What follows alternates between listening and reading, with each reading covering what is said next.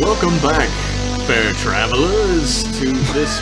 I'm not doing that. Welcome to M-Class Podcast. I'm leaving all that in. That is staying the fuck in. I'm not cutting it out. That's fine.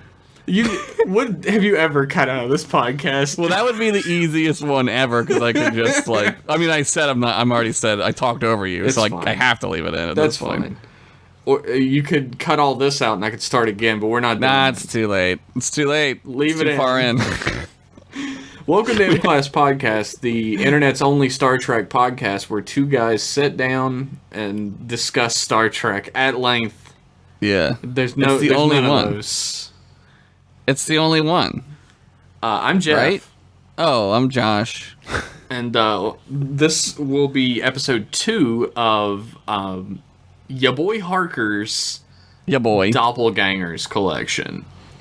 Yeah, I thought we were watching the Thomas Riker That's episode. the next one we're gonna watch. I think the last episode I said it's Thomas Riker. I forgot about this one. But I watched it. This was in the original pitch that YaBoyHarker gave to us. I actually really moved around the episodes he chose because I'm an asshole. So it's kind of like your collection. But this was in the original one, and it's pretty much the quintessential evil doppelganger episode. We just watched that though. Like, we just saw that. I mean, there are of course two sides to the evil doppelganger coin. It's you split in half, good side and evil side. Right. And you have a twin brother you didn't know about who's evil.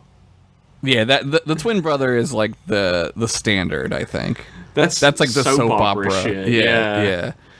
Like, and I'm his twin, and I've been playing him this whole time. And I'm Marco's twin, Alessandro. Dun, dun, dun. It's like fucking Futurama, all my circuits. It's always just like... And I have amnesia. We all have amnesia. Dude, I love it. Who am I? Welcome home, Calculon. It's like... So, in case you couldn't figure it out, this episode we're going to be talking about Datalore, the TNG classic from Season 1 that everybody remembers. Yeah, there's a lot in this episode that is actually, like, used much later. Like, oh, yeah. They really set up some storylines with this one. It's hammy as fuck, too, which I always appreciate. Oh, it's Season 1, though. It's so good. This episode was teleplay by and story by Robert Lewin. Yeah, remember him? He wrote 4 episodes in the first season and was co-producer of the first season of TNG, and then they fucking got rid of him because the first season sucks. They were like, get out. Leave your coffee cup. I don't... It's my coffee cup now. That's what Robert Justman said. It's fucking mine now. He did Datalore, The Arsenal of Freedom, Symbiosis, and 11001001. Oh, that's a good... Which is a great name. Which is that? What does it mean in binary? Can we look it up? You could look it up, sure. I want to. You could, not me. I can't find it. It's the one where they upgrade the computer system on the Enterprise and some creepy little gnomes take it over with their brains. Oh. I don't know what there's 2 aliens and they're named 10 and 01.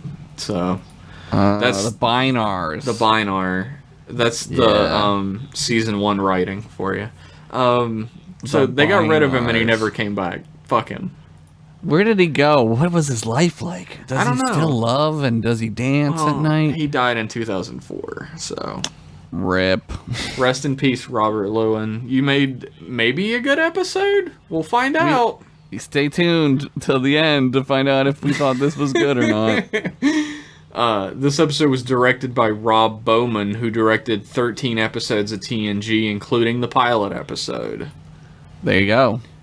Rob Bowman. He stayed around to season 4. He did Brothers in season 4. Well, that's what this is like. This is that. He also did perennial TNG favorite, The Child, which we've covered before. We watched The Child. With friend of the show, Kevin Cole.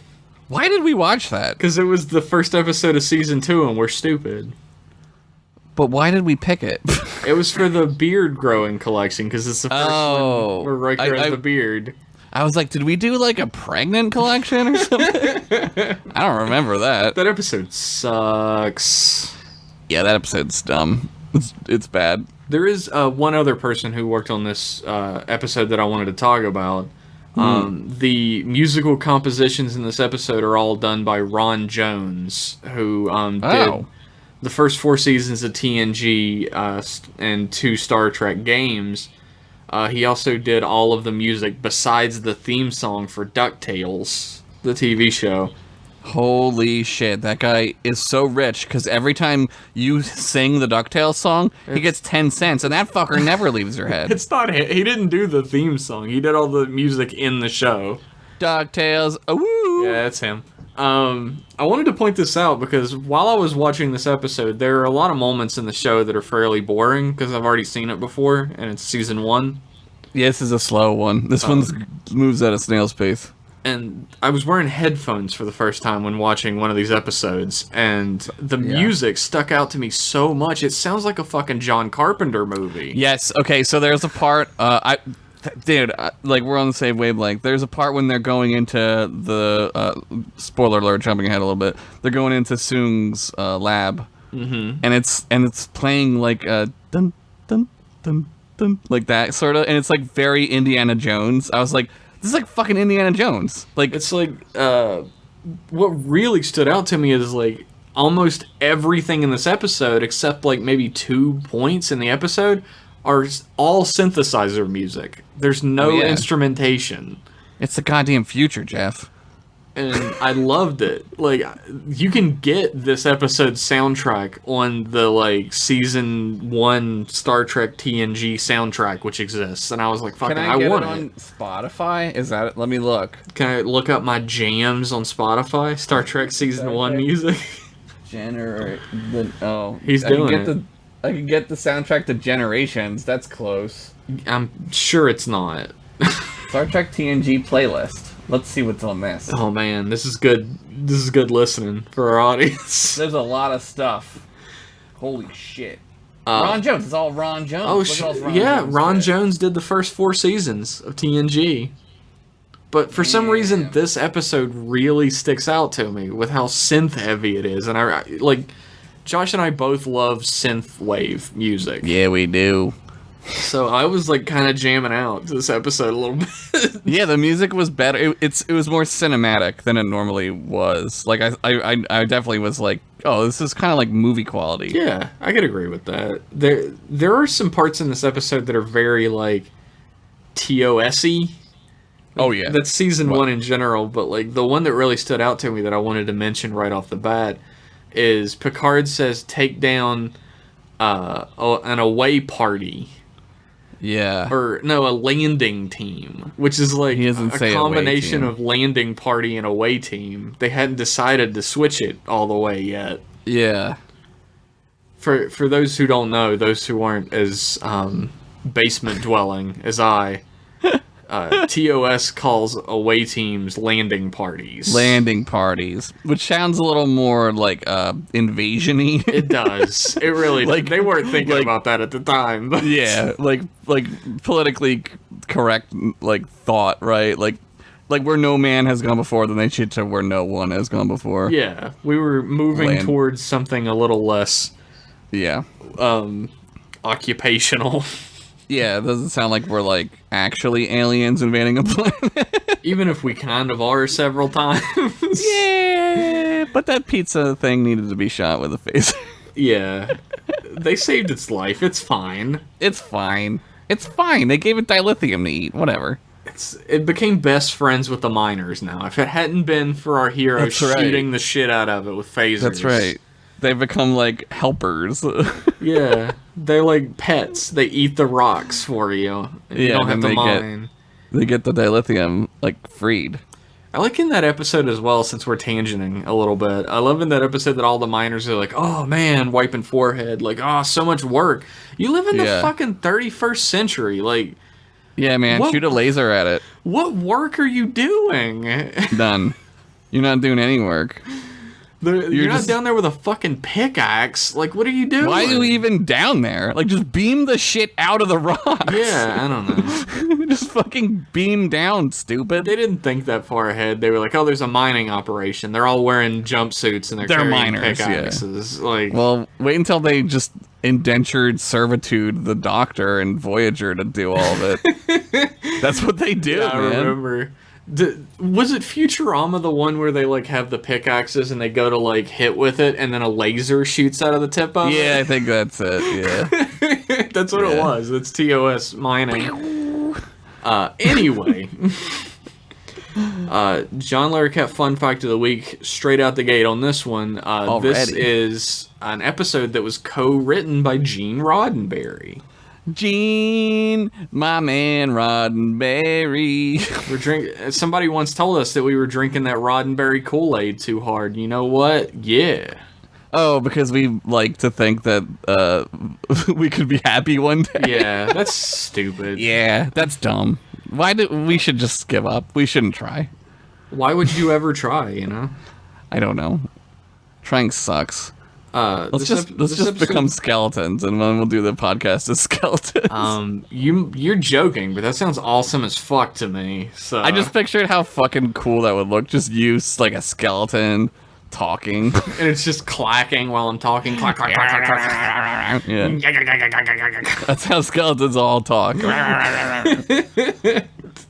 This episode was also co-written by Maurice Hurley, who was hired onto season 1 of TNG by Gene Roddenberry's lawyer, who had no authority to do such a thing, but he just did it, and nobody told him. Now, Gene, you're gonna listen to me. This Maurice Hurley guy, he's my nephew. You're gonna get him on the show. I'm telling you now, he's great. Gene, listen to me. It's your lawyer. It's me, your lawyer, Leonard Maslish. Leonard Hurley. It's me, your lawyer, Leonard Hurley Roddenberry. Yeah, I love that shit. Like, what? Like, how did, like, what is that story? I bet he tells it at parties, and he's like, yeah, well, I met Gene, and, you know. I bet he goes to conventions, too. It's interesting to note that Robert Lewin and Maurice Hurley, or no, not Robert Lewin, Rob Bowman, the director, and Maurice Hurley, the co-writer, are, when they combine their voices, the voice of the Borg in the first couple seasons. That is interesting. How interesting. No, it's a real John Larroquette fun. That one, I liked that one. I didn't like your first one that much, but I did like that one. Only because I knew the first one. Fuck you, Gene Roddenberry, right? Yeah, Gene Roddenberry, whatever. Yeah, the guy who created it, fuck him, who cares? Yeah, I don't care. Rob Bowman, man. Tell me some cool things about, like, how they make the Borg voice. Tell me about Rob Bowman. It sounds awesome. What kind of bow does he use? A longbow. Longbow is the coolest bow. He uses a schlong bow. Oh my god. How long are we into the episode before there's a mention of a dick? Let me check. 13:45, baby. Damn. That's not a new record. I think we've done it like within the first couple seconds. I think we started the show by being like, dicks! Dicks. Dicks. Hit the dick alarm. Dicks. That'd be a better fucking intro than the one I did for this episode. Anyway. No, you were great. You were great. Let's talk about this episode a little bit. A little bit? We were. We're going to talk about... Yeah, we were. We're going to talk about this episode for at least an hour, so strap in, boys and girls. Strap in. It'll feel like an hour. This one's it might be 2 hours. We don't know. So strap in, boys, girls, and non-binary, because we're going to the stars. It's me, Leonard Bowman. His name just keeps changing. Different last name every time. It's me, Leonard Bowman Roddenberry Hurley. Schlongman. So, the Enterprise D is flying through space, doing all sorts of science and adventuring. and Yeah. they they happen to pass Omicron Theta, Yep. which is where Data was found. At this point in Star Trek history, we know literally nothing about Data's history. They just found him on a fucking planet. They kind of like fudge it a little bit in the beginning since this is season 1 and nobody really knows what they're doing yet. They kind of say like, it's your home planet, Data, which is like a weird thing to say. It's the planet you him. got dumped on. We found you in the trash there. It's your home it's world. It's like not like I guess, but like not really. That implies like there's more. Well, there are I guess more They of didn't Data, know that. but yeah, but like also technically, it's his home planet, I guess. But like it's kind of just like where he was built. They don't even know that yet. This is where they found him. No, they don't. Yeah. They found him in like just laying in the desert, covered in dust. Like like the slab that they find that he was laying on. Like, can you imagine just like walking through a desert and you find this like ancient ass looking slab and there's like a fucking naked robot just laying on it? What the fuck is this? It's a naked robot, and that's weird enough, right? But then you know, like, start looking at it, and you're like, wow, this is far more technologically advanced than any other robot that's ever existed. I like how they like. Who finds what's the ship that finds? I don't remember. The Tripoli. Something. The Tripoli. I like how the Tripoli crew is just like, well, let's just take him up there. I don't know. Like, fuck it. Like, did you ever play Mega Man X? Yes. In Mega Man X, like, Dr. Light is gonna die, so he makes his greatest robot ever, and he puts him in a tank, and he's like, this tank will test and see if you're gonna be a crazy murder machine forever. That's a smart idea. I'm gonna test you first. Like, I'm gonna die, but someone will find you eventually, and all the testing will be done, so they'll know whether you're gonna be a murder bot or not. They'll know, yeah. No, that's exactly what this is. And fucking, like, 100 years in the future, an archaeologist finds him, and he's like, oh shit, this robot's, like, better than any robot on Earth. What the fuck? It's 100 years old.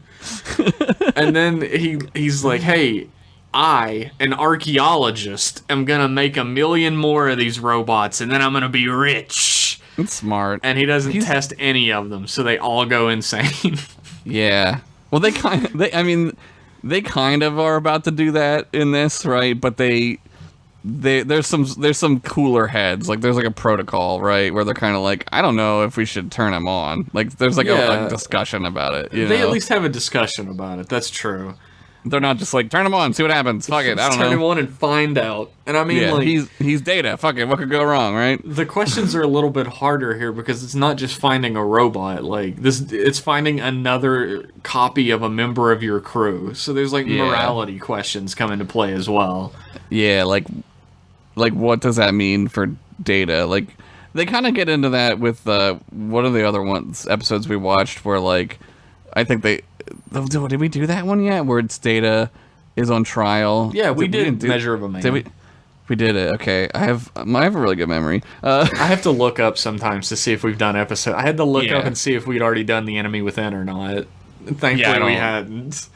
Yeah, dude. So, but they talk about like, well, like what's to stop us from just like making more Datas, right? Like, let's just make more of these. I mean, they don't understand how to make Data even when they put him back together or whatever. But then you get to that question of like, Data is a sentient being. Like, is it right to just have like another Data to just bring a duplicate of him into life? Because contractually, Brent Spiner has to work 2 times as hard. I wonder if Brent Spiner got paid more for this episode. I doubt it. I also doubt it. It's probably some sort of... Well, maybe he did a little bit. Maybe it's possible, like, there's a character clause, like, if you play, because a lot of times, like, they run out of people to be in the Star Trek, right? So they'll be like, well, just make you, like, a Klingon today, and just don't talk. Just sit there, right? Yeah.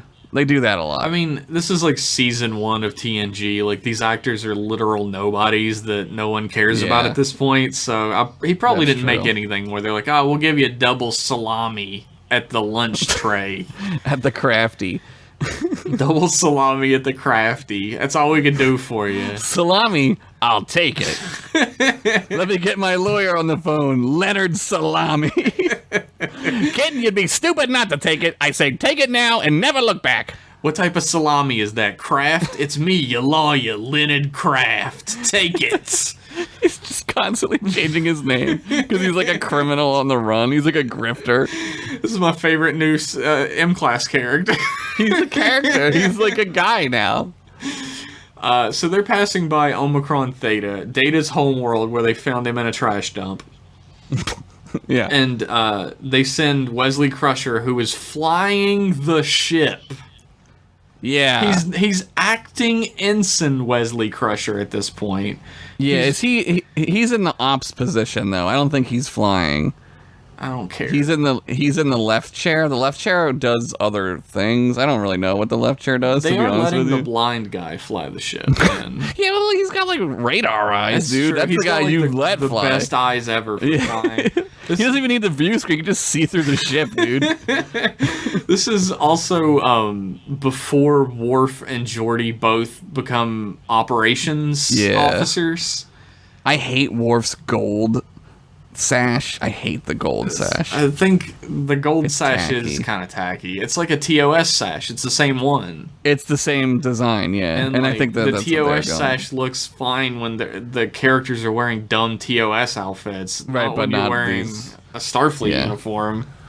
I'm glad that they you can tell like in this episode Geordi LeVar Burton is like way better than what they're giving him to do. Oh, yeah. Like you can tell. Like they were like, we got to give this guy like more shit to do. He's so good at emoting, even though you can't see his eyes. He's wild. great. Like he's so good. He's just great. And then they're like, "Oh, let's talk to the chief engineer, Argyle, everybody's favorite."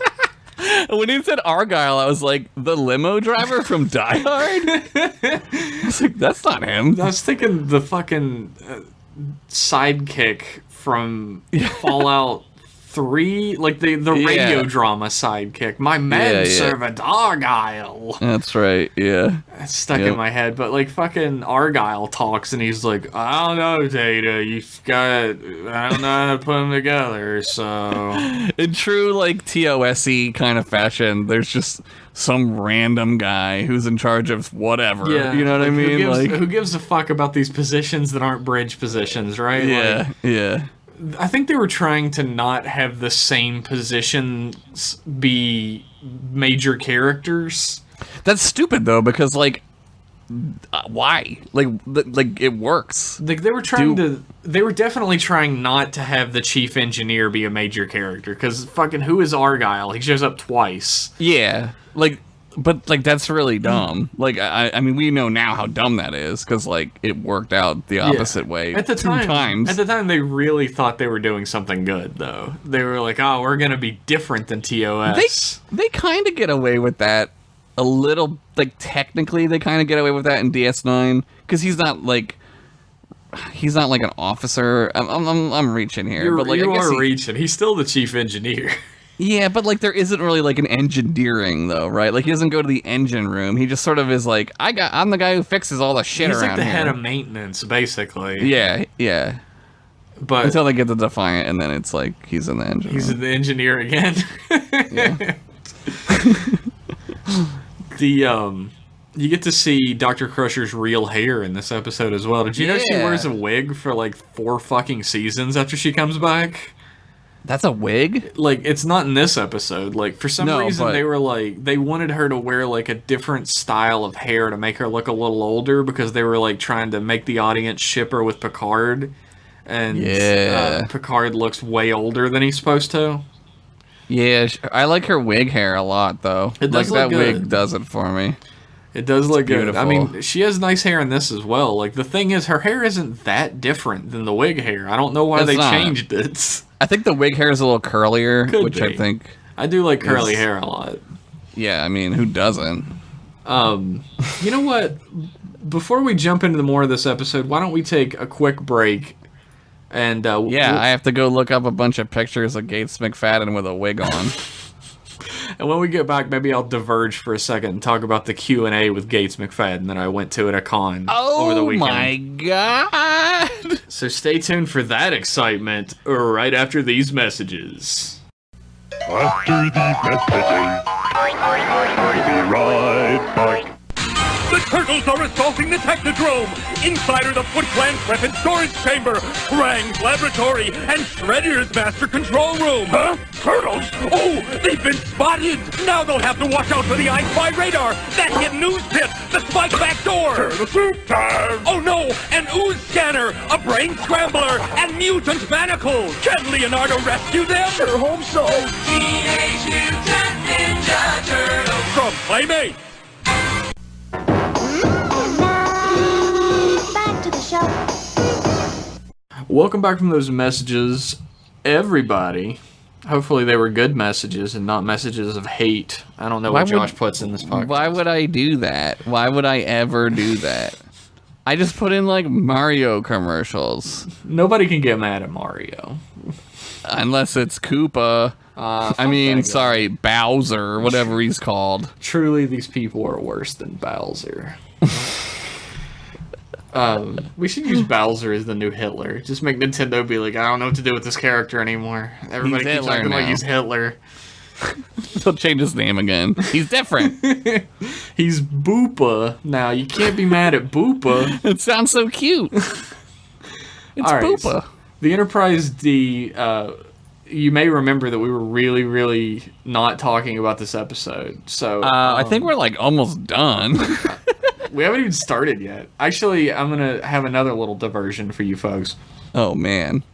Over last weekend, I went to Steel City Comic-Con in Pittsburgh here. It's literally 3 or 4 blocks from where I live, so I had to go. And it was mandatory. I was going to see if I could get a table set up there and sell some prints and stuff, but they had sold out of tables long before I found out it was there.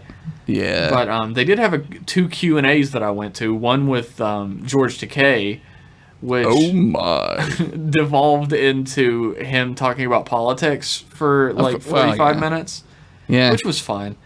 I agree with everything he said. With them. Yeah. And like 5 or 6 people got up and left, and I was like, what were you doing at a fucking gay man Star Trek panel anyway? What the fuck did you think was gonna be here?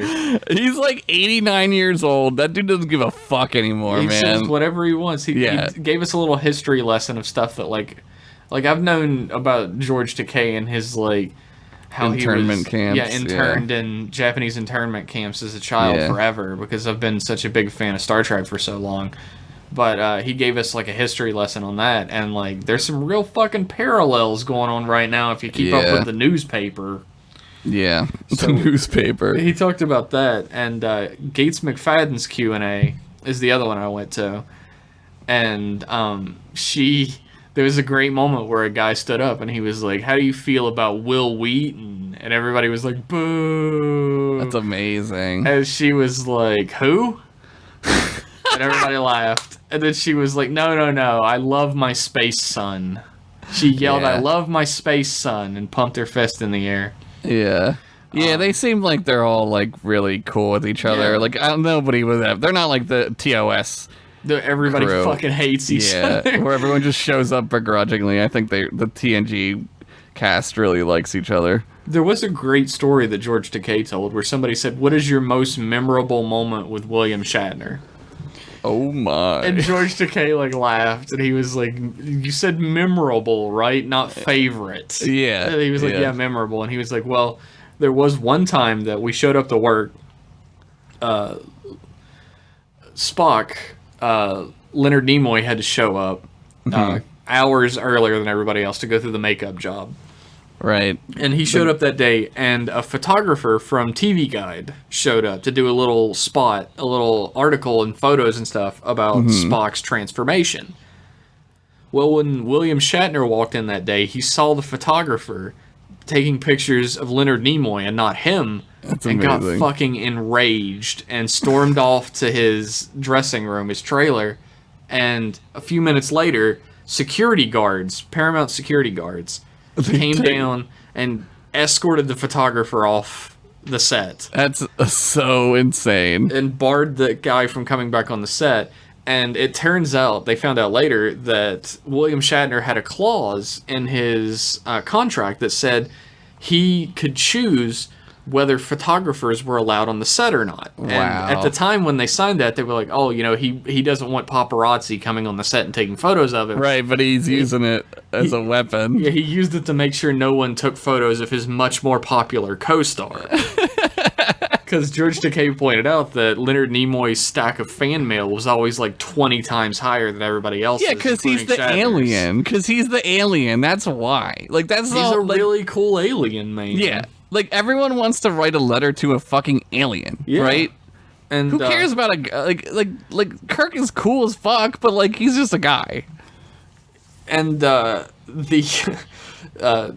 Leonard Nimoy, being also a Hollywood man, refused to get his makeup done until the photographer was allowed back in. That's amazing. So he locked himself in his trailer, and producers from Universal or Paramount or whatever it was at the time, Desilu, went back and forth from their trailers trying to create a truce between them so that they could film that day. That's fucking ridiculous. So fucking George Takei and Nichelle Nichols and everybody show up to the set to get made up, and they're being made up during all this, and they're like, are we even going to be able to shoot today, right?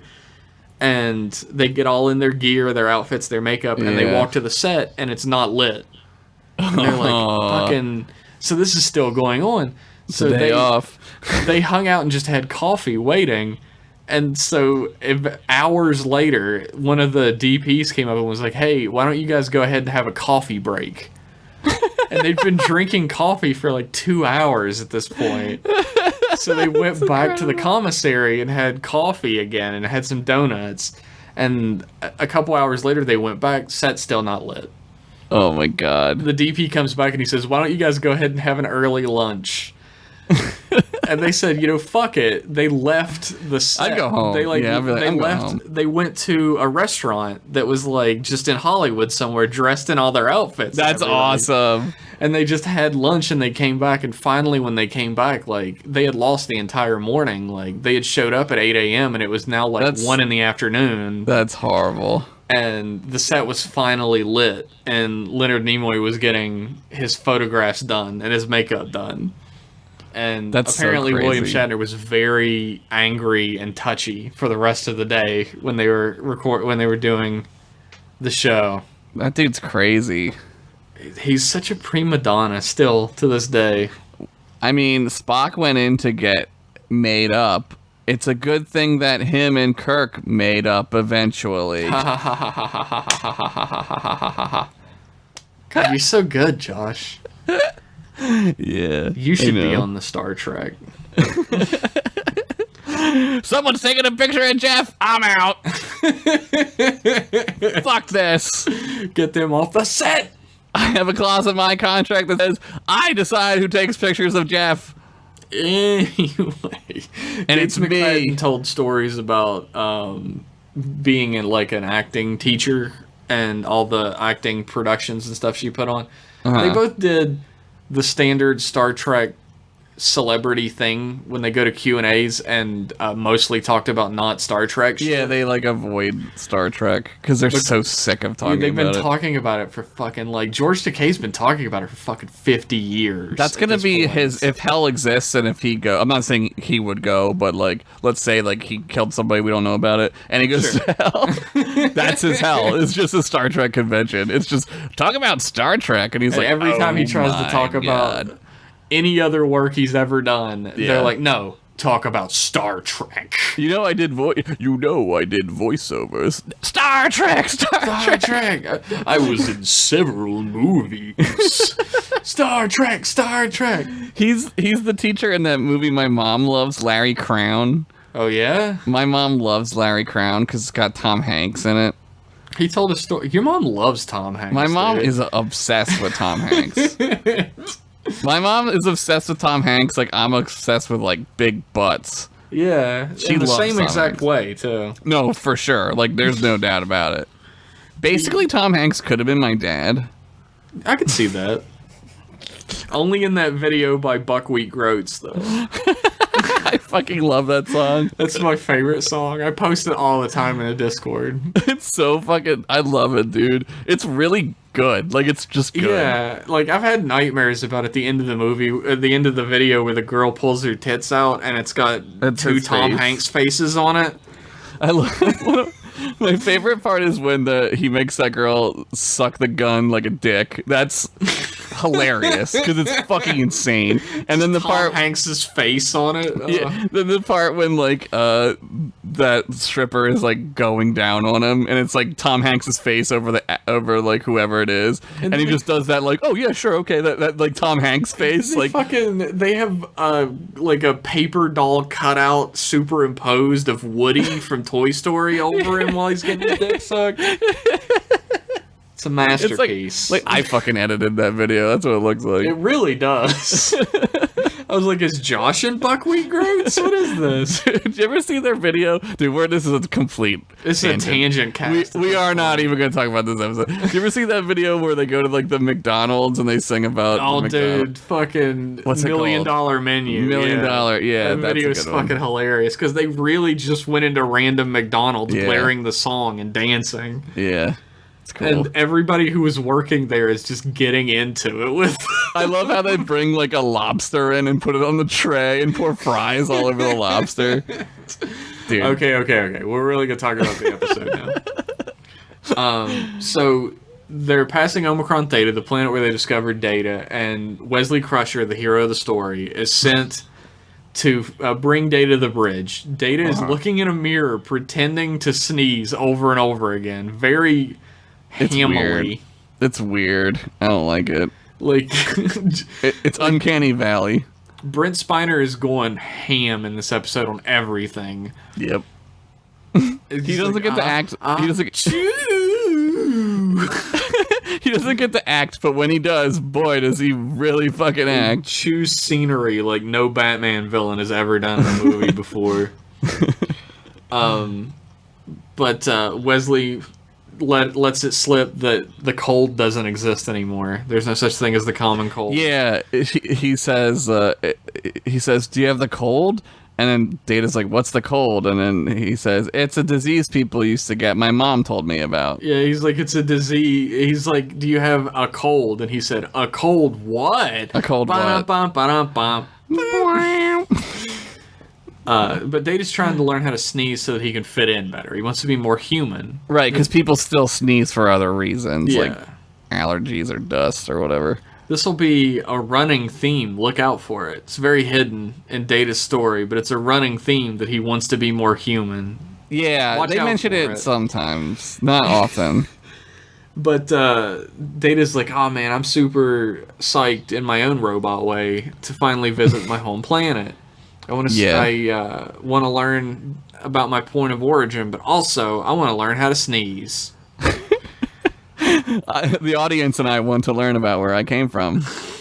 But also the audience wants to hear me sneeze again. Isn't it silly robots don't sneeze? Is that silly? Except Josh. No, Josh does not want to hear it. About what? His point of origin? No, about him sneezing. You I wanna learn don't. anything. I don't give a shit. He's a robot. You don't have to sneeze. I agree with Laura on this one. Stop pretending to sneeze. Wow. How often do people in 2367 in this timeline? How often do people sneeze? Once a year? This dude agrees with Lore, the space Himmler. Hey, all I'm saying was Laura wasn't wrong about everything. Wow! Josh comes is to- starting his new podcast. Lore was right. Laura got some things right. Look, when you live in the future and you're around people, like, also, humans sneeze, but, like, I don't know, do Klingons sneeze? Who knows? Yeah, I guess that's a good point. I don't know. Maybe Does Worf not. ever sneeze? I don't remember. It would probably be a sign of weakness. No. You'd get fucking killed on You Kronos if you yeah, sneezed. you'd have to, like, commit ritual suicide if you sneeze. It's like when you work in an office and you sneeze and everybody around you is like, oh, don't give it to me. And they hold up the cross at you. Except Yeah. it's a batleth and they just cut your fucking head off. That's exactly like that. Anyway, they learn about an Earth colony that was on Omicron Theta that apparently disappeared like fucking 30 years ago or something. 26 years ago. Yeah, so the whole planet is dead. There's literally no microbes in the soil. It's so dead. We'll but find there's out still why. oxygen somehow. I don't know. Yeah, how does that work? I don't know. Riker beams down an away team, here called an away party, or a landing team, I forget. And It's like Mad Libs. they go down to the spot where Data was found by the USS Tripoli, and we His also lab. find out via Tasha Yar that Data has the memories of all the colonists who died. Yeah, that comes back later too. Yeah, it does. In Becomes the very almost important in the sequel yes. episode to this, Yes, yes. with the crystalline entity. Yeah. The away team like follows Data's nose wherever it goes, and they find out where he was originally found. Yeah. And there's He like can see the topographical map in his mind's eye, so he knows where things are still. they find a rock wall, and apparently like some sort of a marker beacon was in his head, like kind of like B4 later. Yeah, yeah. There's all kinds of like signals coming out of these things. Yeah, except this one isn't a trick by a wannabe Romulan. Yeah. And they don't fight any awesome dune buggy aliens. This fucking episode sucks. Anyway, Where's all the dune buggy aliens? Geordi's visor has like every vision ever. Like Superman is jealous as fuck of this visor. He puts hidden cave vision on. It's like, man, I knew this would come in handy someday. Thank God I upgraded to this cool beret visor. There's a hidden door in this rock wall, and they open it up, and like there's like a space station underneath it, basically. It's like a fucking like whole facility. It's They're like like, Bond shit. as Huck, dude. We couldn't scan and find this out or anything? All right, okay. Maybe the scientists like, I mean, they kind of say like, I mean, they hand wave it lazily by saying that they made it look like this to look like the terrain, but like, yeah, that fucking ship can scan through like the entire planet. Like, It was why more didn't you dramatic see this it? way, I guess. yeah, I guess. It was more dramatic for Geordi to be like, oh shit, a door! I think it's lazy writing to excuse the need for more exposition, because the reason why they need to go in there is to find certain things and to That's find true. certain things out, right? There's a way to more intelligently write this scene that would be just as impactful. Yeah, you could just be like, okay, we didn't know this before because the Tripoli couldn't penetrate the rocks or whatever, but now it's 30 years later and the Enterprise is awesome, so we can see that there's a cave down there. Let's go look at the cave. Anything. Or, I Yeah. mean, you could at least be like, oh, like, fucking, there's something in the upper atmosphere that keeps us Right. from reading it. You Like, could- anything would The be... standard lazy Star Trek, like, Yeah. things that are, like, normally, like, acceptable, right? the acceptable level of laziness. Yes. They find a laboratory at the end of a long hallway, and they split up. They split the gang up. Always smart. Yeah. And this time it does not cause one of them to get slapped by a tar monster and die, though. I kept hoping, because Tasha Yar, like, man, I don't care for her. I like Tasha Yar. I don't feel like care. she could have been a cool character if she would have got a chance, but I Denise only- Crosby disagreed. I only know that the show gets way better when she dies, so I'm just waiting for it to happen. It does, like, it's weird because we know how good of a character Worf is, and he's like a background character at this point. because Yeah. she's the security chief. But he's already 40,000 times more interesting than her. Like, Well, a he's like- Klingon in he's the- Starfleet? yeah, he's a Klingon in Starfleet. There's no beating that, no matter Like, how many, like, what the murder fuck? planets you come from. Yeah, I don't care if you grew up in, like, a literal fucking, like, killer's den. Like, I don't give a shit. But This guy's a Klingon. He's awesome. they're looking around the room, this laboratory, and they're like, wow, this laboratory's, like, super well equipped. Yeah, it's, like, high-tech as fuck. It's got all kinds of flashy dials. It's super well equipped. It's not dusty either. It's weird. Yeah, it's also all still on, which is strange. But guess I that guess makes that's sense. explainable later. Like, Yeah. the crystalline entity, like, sucked them all up, like Galactus. Yeah. But there's some, like, children's drawings on the wall, which I found very strange. Like, a very strange plot device to let us know that there's something up. Like, well, it's supposed to be like, is that the sun exploding? Like, you're supposed to not, because we've seen this a million times, so like we know, but like it's like I think you're supposed to watch it and be like, what is that? Is it a portal? What is it? You know? yeah, but like all I can think about looking at it, even the first time I saw it, all I could think about is like, well, not the first time, but the second time when I knew the crystalline entity existed. All I could think about was like, when were these drawings made? Like, Right. how long did the crystalline entity just fucking like hang out and not eat them? Did Data draw them though? I don't know. They're You know what drawing I like mean? a little kid. Yeah, Data's but like a great artist. yeah, but not yet though, right? I guess that's true. He hasn't started yet. He has takes to up look at painting after LOL, I think. Yeah, he has to look at something to recreate it, right? Like the Yeah. dancing, he has to see the feet. But it's like there's a bunch of different. They're all like signed by different names, I think. Yeah, I think you're right. But it's just sort of like a plot device to let you know that something was up. That like there's Yeah. something we can't understand. I going think the on crystalline here. entity sucked everything off the planet, and then if I maybe Lore called it back and was like, "Yo, I can get these guys to come out," you know what I mean? And then Yeah. it sucked them up. That's what I probably think true. happens. That makes sense. That's a good writer's way out of it. Ricard's like Ricard. Riker and Ricard did the Ricardo. fusion dance. And they became Ricard, and they asked Data if he can remember anything else about the lab. In a weird voice that's half Jonathan Frakes and half Patrick Stewart, he asked him, Where's this show? Fuck. Ricard. And he says, oh, I think this one was used by Dr. Noonien Sung. Yes, because he And- starts to remember shit now, I guess. Yeah, his brain is being unlocked, the memories. Which is super Noonien Sung. Like, that's like big time what he's into. He's all cryptic and true. weird. He is a fucking weirdo when you meet him later, too. Yeah. No, well, the Sungs are fucking, they're crazy. But he's like, he was the Earth's foremost robotic scientist, but he made all these outlandish claims about being able to make basically a positronic brain copy of like a human brain, able to do all Right. the same things. Right. And he fucked it, so he had to leave. He But like then he did disappeared. However, it. Then he did it. he did it. He did the thing. He went to Omicron Theta apparently under a different name, although later it's not. Like later, everybody Yeah. just talks about him as Dr. Noonien Sung because it's easier. Yeah. I mean, yeah, it's like, I don't know. I think they were trying to go for the, like, Noonien Sung. Like, you're supposed to, like, as a Star Trek fan, put the pieces together and be like, Noonien Sung. Like, that's a bad name, right? Khan the Noonien thing Sung. Well, Khan Noonien Sign is his name. But, like, later they, like, retcon it. Don't they? No, they're just super similar. So automatically, if you're like a Star Trek fan, you like that's so Sing. similar. Khan like, Noonien Sing, yeah. Yeah, they're so unbelievably similar. Like that can't be a coincidence, there's- right? And it turns out that it is. No, it's not a coincidence. How is it not? In Enterprise.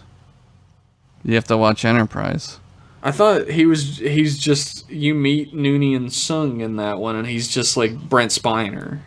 Yeah, but he's the one who makes the augments. Like, well, he doesn't make them, he like unfreezes them, and he's like studying them and teaching them how to be people. But it's like they're fucking crazy because they're like insane, and that's Yeah, like they have, pre. like, they're juicing. Yeah, it's pre-Khan, so like Khan hasn't been found yet, but it's the same like batch of augments, you know.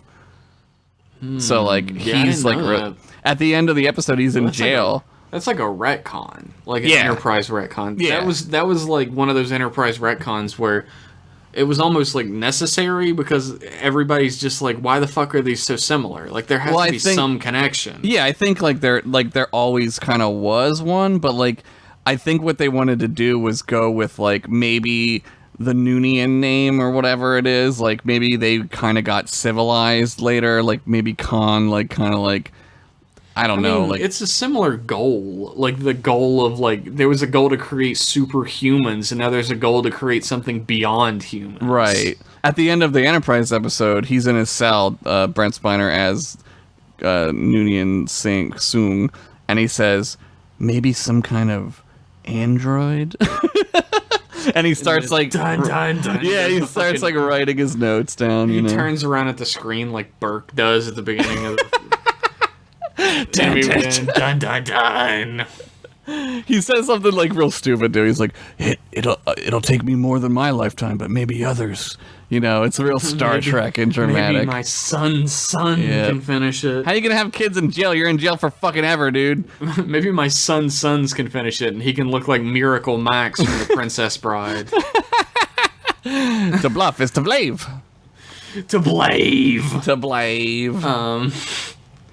Anyway, they're talking about how Noonien Sung fucked up and couldn't make the positronic brain, but he went to Omicron Theta to finish his work. They like search through the lab, and Yar and Worf are searching through the bunker, and they find out, there's no signs of life anywhere. How could that happen? There has to be something left behind. But they find a room full of smoke. And Geordi says, it's a storage area. And the first time I watched this, I remember going, for what? The sticky icky? What the This fuck is where we keep all of our dry ice. We just keep it in here. It lasted all this time.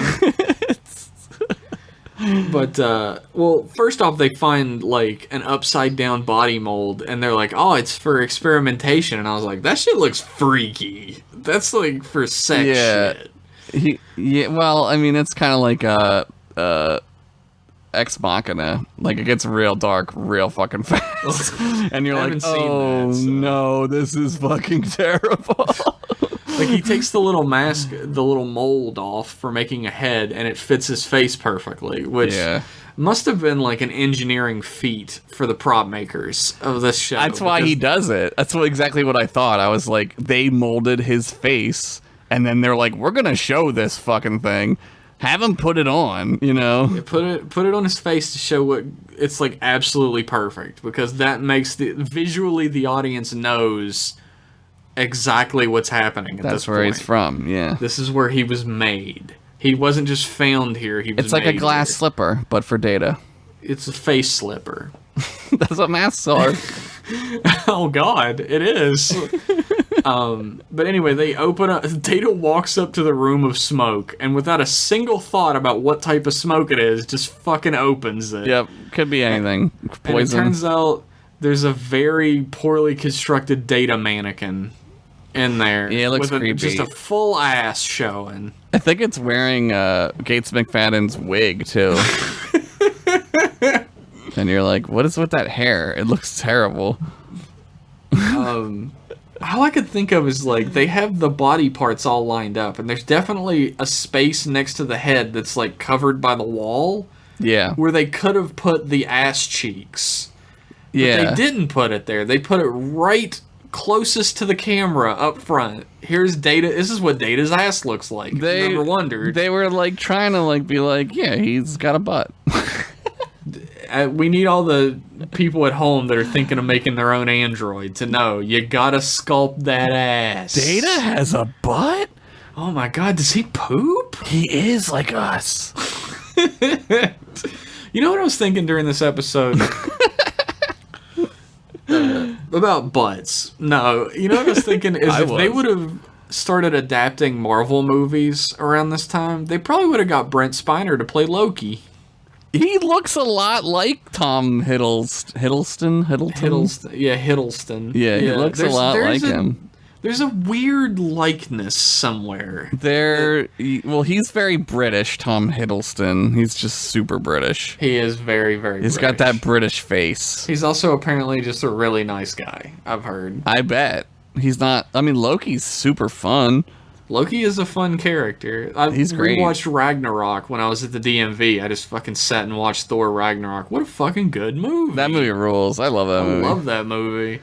It's got a great soundtrack, too. It's all synth. It's just like this episode. I think Magic Sword does the song for the trailer. Oh, yeah? I think it's a Magic Sword song, yeah. The, Mark Mothersbaugh, I think. Yeah, he does did the music for the movie. He does the movie. Lead singer of Devo. Yeah, he also does the music for Disenchantment, the Matt Groening Netflix cartoon. He did all the music for like Rugrats and like All Real Monsters, like all those like Nicktoons. Yeah. He did all that music. All that and shit, weird, too. offbeat, weird shit.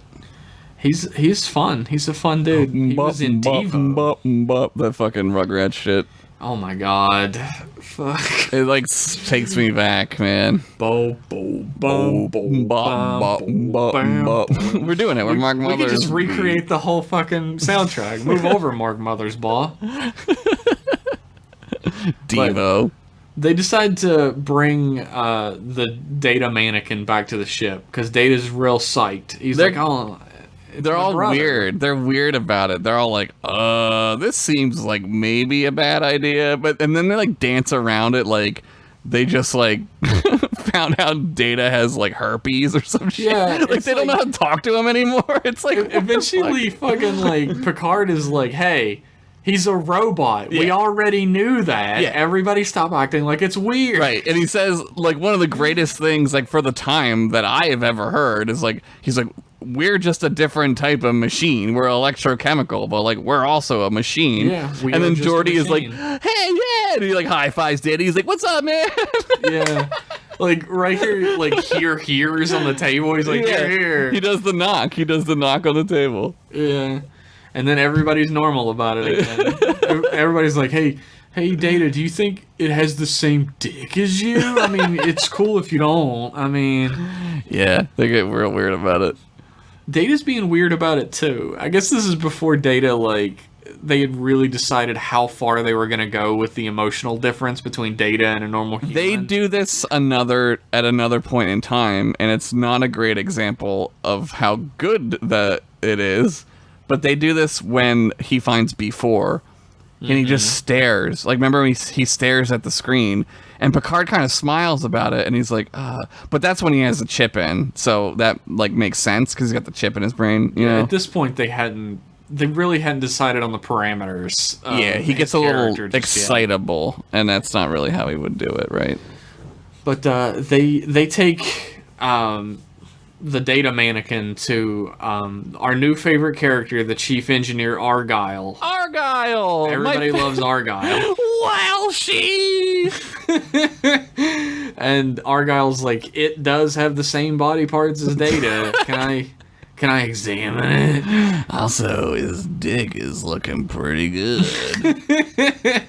Data, I'll need to examine you to compare the circuitry. They don't know how to, like, put it together. Or him. Like, we'll call him a him. He's like a fucking human body, dude. You know what parts go to what parts. What are you thinking? My favorite thing is that they always have Crusher there. Like, what is Crusher gonna do? Like, she's not an engineer. She doesn't know how to, like, build, like, robots. Like, what the That's the weird thing about Crusher is, like, maybe there's something in her history or something where she does know how to build robots, or she has some sort of experience, because she does surgeries on Data all the time. all the time, right? It's like almost like that they were like, we can't just have him be different that way. But why? I don't understand why. Like, it makes no sense to me. Like, go to Geordi. Like, Geordi's your doctor, right?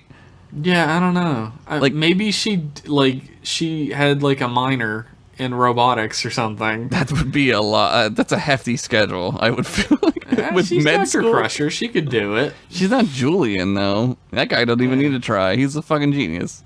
Nah, he fucked up that post-ganglionic nerve, though. For a pre-ganglionic fiber. Yeah, he fucked that up pretty good. He did it on purpose though. I know. Well, spoilers. But, spoilers for something that does not matter to the rest of Deep Space Nine whatsoever.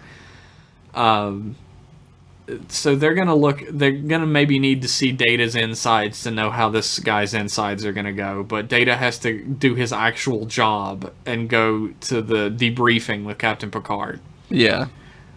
And like we said, Picard shuts down the awkwardness. Yeah.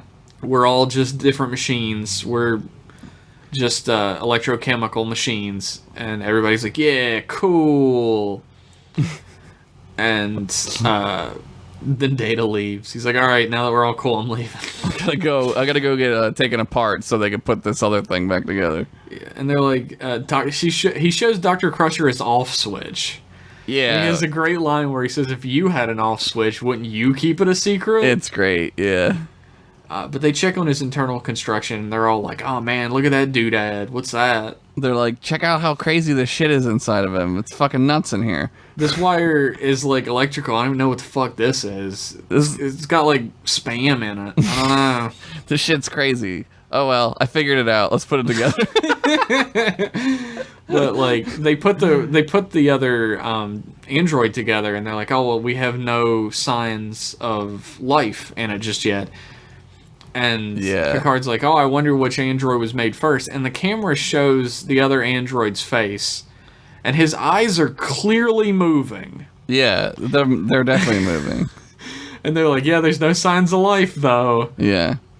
And then it wakes up and it goes, he was first, but they found him to be imperfect, right? So they created me to be the perfect one. And he looks at the camera and he winks and he goes, check it out, I'm Lore. And he puts on sunglasses and a backwards hat, and he's so fucking rad. Yeah, everybody likes him way more than Data. He slams a fucking Bartles and James, and he's like, yeah, I'm here to party. I was for sure you were gonna say Shasta. Shasta. I was trying to think of slams a Shasta. I was thinking of a super 80s drinks. A new Coke. Well, Lore seems like a dickhead, so Picard takes Data to the ready room. Yeah. And they have like a really awkward moment where Picard keeps calling Lore it, and Data's like, you know that means that I'm an it too, right? Yeah, he's like, your point, I get it. Let's move on. He's like, I'm sorry about that. He's like, happily accepted, Captain. Gladly, yeah. And he's like, I need to know where your loyalties lie. And he says, oh, with the crew and you, Picard. With the crew and you, Dad. Yeah. I mean, Picard. And then Picard goes, I knew that. Yeah. What were you gonna ask then? He doesn't ask the question. He I think Picard is just kind of playing like it cool, you know. He's like, I knew that was the answer, right? I knew that would be your answer, Data, because I love you. Yeah. But they go out to the bridge, and Crusher and Geordi are they're like explaining helm controls to Lore, who's like, wow, this is really neat. Yeah, like he is acting like a fucking idiot, like he's like dumbass. So you do a degree as a part of a circle. Wow. Oh, a 3-dimensional sphere. Oh, I get it now. Yeah. You can go in 3-dimensional space, and Riker's like, yeah. Also, what's the Pythagorean theorem? And Lore's like, oh, it's the nailed it. But they don't, like, Riker and Crusher, like, they don't catch on. No. They're not like, oh, that was weird. They just sort of like accept, like they're really, like, Lore says that they're idiots, and like, he's right. Yeah. I mean, like, you have to think, like, they're not suspecting him of anything yet. They're not suspicious, yeah. And he does say that, like, he cares about pleasing humans. Because it's in his, like, it's in his code and everything, and they're like, oh, well, that's what he was trying to do. Like, we started trying to teach him this stuff, and he already knew it, so he was pretending like he didn't. Right, like he just was going along because he wanted to go along to get along, right? And he has a face twitch because they needed some way to tell the two of them apart. It's the fucking scar. This is the fucking scar for Burke and Girk, dude. It is. It's Gata and Beta? It's Gata and Beta. Gata and Beta. Or Gore and Boar. Gore and Boar. Thankfully, they have different names this time. Yeah.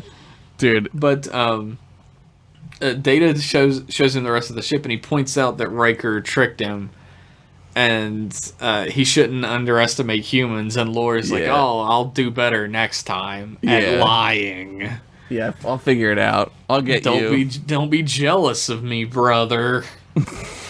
And we as an audience are like, don't fucking talk to Data like that. This guy is evil as fuck, dude. But the shot here is cool. Like, it's the hallway, and they comp the two shots. Like, they don't move the camera. I don't think they move, or do they move it? No, they have them like side by side. They don't move it. It is moving with them, but it's not moving between them. Right. That's like a motion control. Like they motion control the camera, which back in '88 is like they would have to have it motion controlled during both shots. Both or shots, else it would be they would like be jittering back and it has forth. to be while they're perfect walking. too. Like any jitter, it would be like. Yeah. And now maybe maybe there was a jitter. We're watching remastered. There's lots of That's true. And also, it may be that we just didn't notice while we were watching because it's like I was like zoned out and I was really watching because I was like, oh, this is really cool for the time. Like, how did they? Like, I knew how split to screen at do the it. time was like how split screen gets made fun of Right. in modern stuff, where Right. like they don't line up correctly and you can almost see the line between them. And the acting is off. It's just like the Yeah. timing is off. But Lore, they talk about Dr. Soong, and Lore calls him often wrong Soong, Yeah. and makes fun of my boy Data for trying to mimic human emotion. Yeah. This is when he says, like, you want to be like them? Like, they're so dumb. Like, they're just stupid. I think this is, even though it's not a lot of attention is brought to the reveal, I think this is when we learn that Dr. Soong made them. Yeah. I think Lore it says that he made them for the first time at this point. Is it? I don't know. I 'Cause honestly. I was like listening throughout the whole episode for them to do their reveal of Yeah. Dr. Soong being their creator. Does he say, I am Khan? Like, he says fucking like that's a great reveal in Into Darkness. Didn't J.J. Abrams come out before this episode and say, they're definitely not made by Noonien and Soong? And then in the movie and the episode, they're like, we were made by Soong. Dun dun dun. And then you're supposed to be like, oh my god. I got lied to, so it's a shock. I love being lied to by people who make things.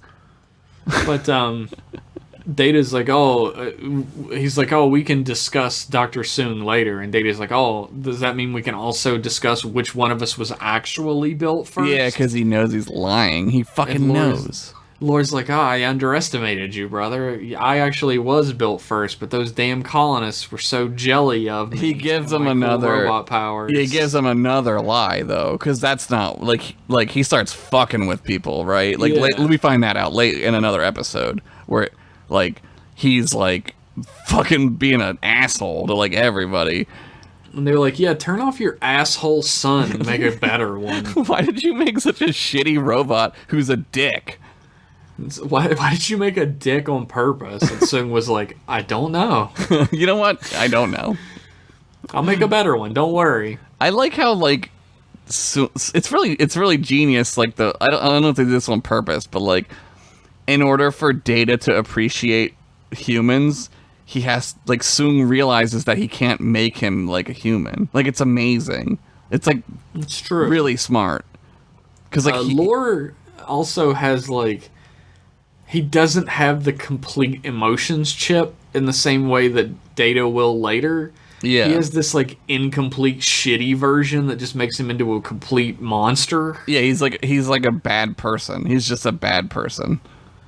He's just doing evil shit for literally no reason. He's like, the crystalline entity likes to kill people. I'm gonna give him some people. That's ridiculous. Because it's like, why does he fucking care about like who gives a shit, right? Yeah, like the crystalline entity doesn't give him anything for that. He just does it. If Lore would have said, I love the crystalline entity because it set me free, like if it was like I was like put away and the humans didn't like me, so I got revenge, like that makes sense. Like that's a Yeah, motivation. But instead, it's just like I called this fucking space snowflake to murder everyone Yeah. because I felt like Because I'm a mustache twirling crazy person.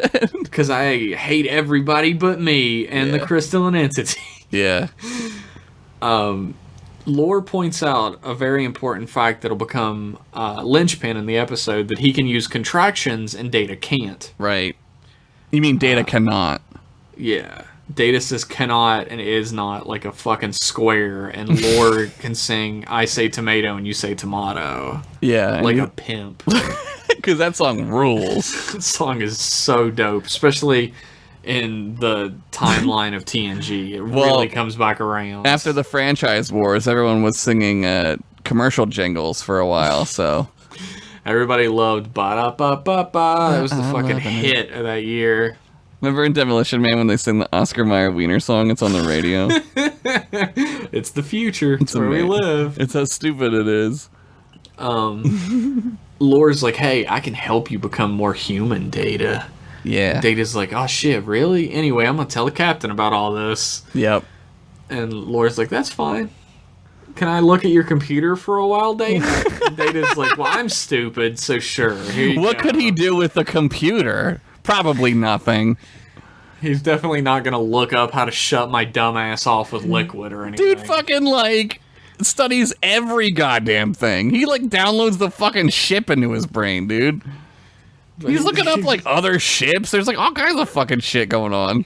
He's like, Lore, make your report to the captain. And he's like, oh, of course I will, brother. I definitely haven't lied to you, like, 8 times and got caught every time so far. Yeah, he's like, I'm gonna get an A+ on my report. That's what he says. Captain Picard's gonna love me more than you. I'm gonna be the new Data. Technically, that is his plan. That is what happens, yeah. I'll tell you what, we tangented a lot. We got into the episode proper. We got fairly far into it. Why don't we take another break? Yeah, we need to hear more about Mario or whatever the fuck I'm gonna put in here. Put in a cool commercial for Toe Jam and Earl. Oh, I wish. Are there any? I don't know. I don't know if they even made any. Oh, I love that game. That's such a good game. Anyway, we will be right back after these messages. After these messages, we'll be right back. The following contains subtitles for our non-funk speaking audience. Yo, what up, dog? I'm here to drop some knowledge about my boys Toe Jam and who? Earl. The game's beat fresh. Bam! All that, boy. Yo, peep out my man TJ as he flex. And here go crazy Earl checking out the house in the hood. In other words, I highly recommend it. Sega! Toe Jam and Earl Panic on Funkatron Game and Sega Genesis, each sold separately. And now, back to the show. Welcome back. Oh man, we did it. We're back. Where did we leave off? I don't even know. It's been a while. It's been a couple days since we recorded the other parts.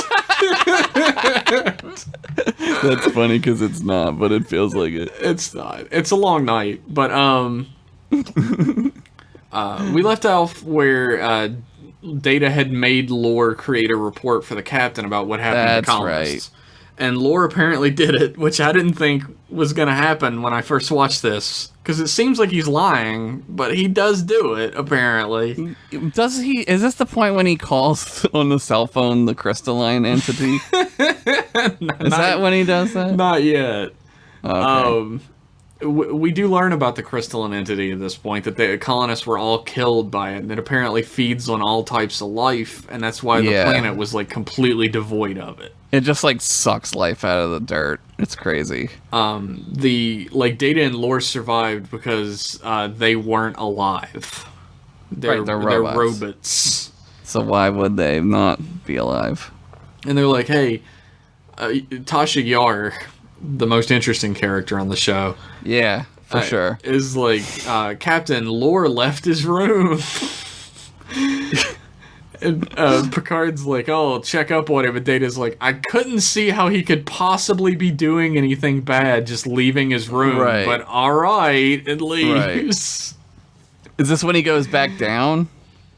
This is where Tasha Yar is like, can he be trusted? And Picard's like, oh, I trust him completely. And everybody stop looking at her like she's a dickhead. The record scratches.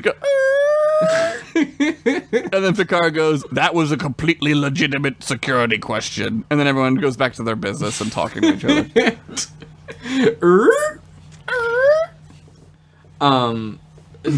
Lore invites Data to his quarters, and he fucking roofies him. Oh yeah, he straight up roofies. How do you roofie a fucking robot? I don't know. I always imagined that Lore was looking that up in the computer when he was using it, like how to roofie an android. Maybe it's like some kind of radioactive isotope. It like fucks his brain up or something. I don't know. Lore went straight to the fucking like dark web men's rights activist pickup artist site. And he was like, he was like, how to roofie android. Oh, fuck, that's funny. Data passes out from getting roofied, and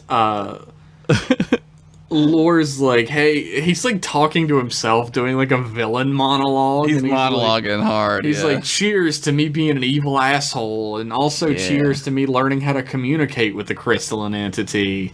Yeah, I'm so great. And that's why the colonists all died, because I wanted revenge on them. Yeah, that's it. There it is. Why did he want revenge? Because they wanted to create Data instead of him, because he's a piece of shit. Data rules. And then Lore was like, fuck you guys, I'm going home. They were like, we're going to do a photo session with Data to see how he gets made up in the morning. And Lore was like, no, my contract says photographers can't be on the ship. Hollow photographers.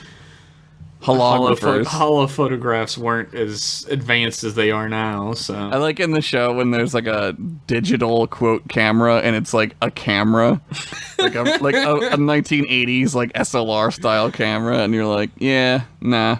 It's like a fucking Radio Shack throwback. Like, you can get the CD players that look like fucking 8-track players and shit back in the day. Yeah, you could get like the Jambox CD players too, remember? Oh, yeah. What a beautiful time that was. So cool. Is Radio Shack even still around? No, it's how it's done. Rest in peace. Yep. You in Circuit City. Blockbuster and Circuit City and... Circuit City was first. I remember, like, no, Blockbuster was first. Yeah, Blockbuster. There was a Blockbuster in Doylestown. Like, the building was still there for a long time, and it still had the sign and shit. It was like a hollowed out husk. It's a Panera now. Is it one of those buildings that still looks 100% like a Blockbuster? No, they like made it's not like a Pizza Hut where you're like, that was a Pizza Hut. Yeah, no, it looks like just a regular building. They detect a subspace communication coming from Data's quarters, and they're like, oh, that Data, what's he doing? What's he up to? Picard sends Wesley down there. He's like, Wesley, I don't have time for it. You fucking walk down there. This is when he's like, hell no, right? Oh no, that's yet. later. He goes down, yeah. Lore is like having a cell phone conversation with the crystalline entity. He's like, hey buddy, guess what I got? Yeah, pick me up at 5:30-ish. I got some nice cold cuts for you. Head on over. Got some brewskis in the form of human flesh. Remember that I'm going by the name Data here. Wink, wink. Wink, wink, I'm Data. And Wesley hops on in, and he looks at the fucking unconscious body on the ground and looks back. And the first thing I would have done is probably like run, but I didn't. He doesn't. Yeah, because like he's like lives in a time like these people just aren't suspicious of weird shit, right? Like, yeah, weird shit happens so often that they're like, whatever. Yeah, they're either like whatever, or they don't think like anything of it. Like, it's nothing wrong. Like, there's nothing wrong here, right? Yeah, people get knocked out on the ground all the time. It'll be fine. Yeah, he's a robot, I guess. It's fine. And doesn't Lore say like, "Oh my god, I had to like fight him"? Yeah, he attacked me, so I had to switch him off. I turned him off. That's what he says. Yeah. And his face twitches, and he's like, see, I've been practicing Lore's facial twitch. And like, why would you be practicing that? Now's the perfect time to show you what I've been practicing when you're asking me about the body on my floor. Why would you practice? Whatever. And then Wesley's like, okay, I have to go now. I hear my mom calling me. I gotta go. My mom says I have to come in. Sorry. Mom, its street lights are on. I gotta go home. And Lore uses like a little light to make Data's face twitch and to fix his twitch. Yeah, use a cool 80s laser beam. It's just like a LED light from the 80s. They were like, everything in the future is going to have a light on the end of it that blinks when you use it. LEDs rule. And they were right. Light emitting diode. That's what it stands for. Oh, I didn't know that, actually. Fucking... I took electronics class, baby. It's an educational podcast now. Wesley goes back up to the bridge, and he tells Dr. Crusher that, like, Data had to shut Lore off. And she's like, why the fuck did he tell me not to tell anybody if he's just going to tell my blabbermouth son? He told this ding-a-ling about the off switch. This guy can't even keep a fucking secret. Data finally shows up on the bridge, and Crusher's like, "What the fuck, dude?" And he's like, I changed my mind. Haha. Anyway. Yeah, and then another weird thing happens. What is the crystalline entity shows up. Right? And he's like, "It's beautiful, isn't it?" And nobody notices this. They're just like, "Oh, whatever." Data's always like masturbating over crystalline entities. So. Then Datalore, which is the name of the episode, Datalore says, "Let me talk to it." And he says, "It's me. I'm Data. I call myself Data. These people are really strong. Don't fuck with them, and we're gonna prove it." We're gonna prove it, don't worry. And he's like, "Hey, Captain Picard, I got this great idea. I just came up with it." It's like the stupidest fucking idea of all goddamn time. Let's beam a tree up and shoot it out of the entity and then shoot it to show how powerful we are. What kind of dumb... I would have been like, that's the dumbest shit I've ever heard, dude. Like... You know what can blow up a tree? Anything. Captain Picard was like, "Yeah, do it. That's what it says in the script, so do it." He said, "Make it so." And then Datalore's like, "What?" And Captain's like, "Fucking do it." And Captain Picard sees nothing wrong with Data not knowing what just happened. He looks like he does, but then he's like, "Well, I don't know, whatever, fuck it." Yeah, I got bigger things to think about, I guess. Yeah. It's like, what the fuck, dude? But like, this is when he's like, "Wesley, go with Data down to the thing," and he's like, "Not if I have a choice." Yeah, that's when he flips out, and he's like, "No, I'm not going with him." And Picard's like, "What the fuck are you doing?" Yeah, and show respect. Riker's like, "I'm the one who trained him, so I'll take." Yeah, they're still hanging on to that shit. Remember that dumb shit? Yeah, they dropped that pretty quick. Yeah, that goes away. Riker's like a real guy who has like a real job. He's got more important things to do than teach some nepotism ass kid how to be an ensign. Yeah, but they're like, "Oh, we're gonna go down and see about this Data and Lore thing." And Riker's gonna come with us, and they go down there, and fucking Lore reaches behind Data and starts pressing buttons on him like a remote control to make him convulse. Yeah, this is where the wheels fall off a little bit. like they already haven't, right? Like last scene, but then like with this, it's like. He's like, "Oh, he can sense you're here." It's like his lies are nonsense. They're super blatant, stupid nothing. Yeah, people believe them. It's fucking ridiculous. And then like, "Oh, he's gonna attack you. Look, he's so vicious. Look, he's flopping moving around like a fish." Yeah. It's like he's not doing anything. He's just laying. You're just moving him. Like what? He grips onto his jaw and starts moving him like a puppet. "Oh, I hate you, my Lore." "I sense you, Riker. Get out. I hate you. You should grow a beard, though." "Get out of here, Riker, you big butthole. I'm gonna kill you." And Riker's like, "Oh, we better get out of here." "I guess we'll leave. Everything's fine down here. You got this, right, Data?" And then and Riker goes and tells Picard what happened. Fucking Lore started attacking us. And Data was like, "You gotta get out or Lore's gonna eat you." And I was like, "Man, I don't get eaten." So here we are. And then we came upstairs, and now it's now. And now it's here, and then I don't know what happened.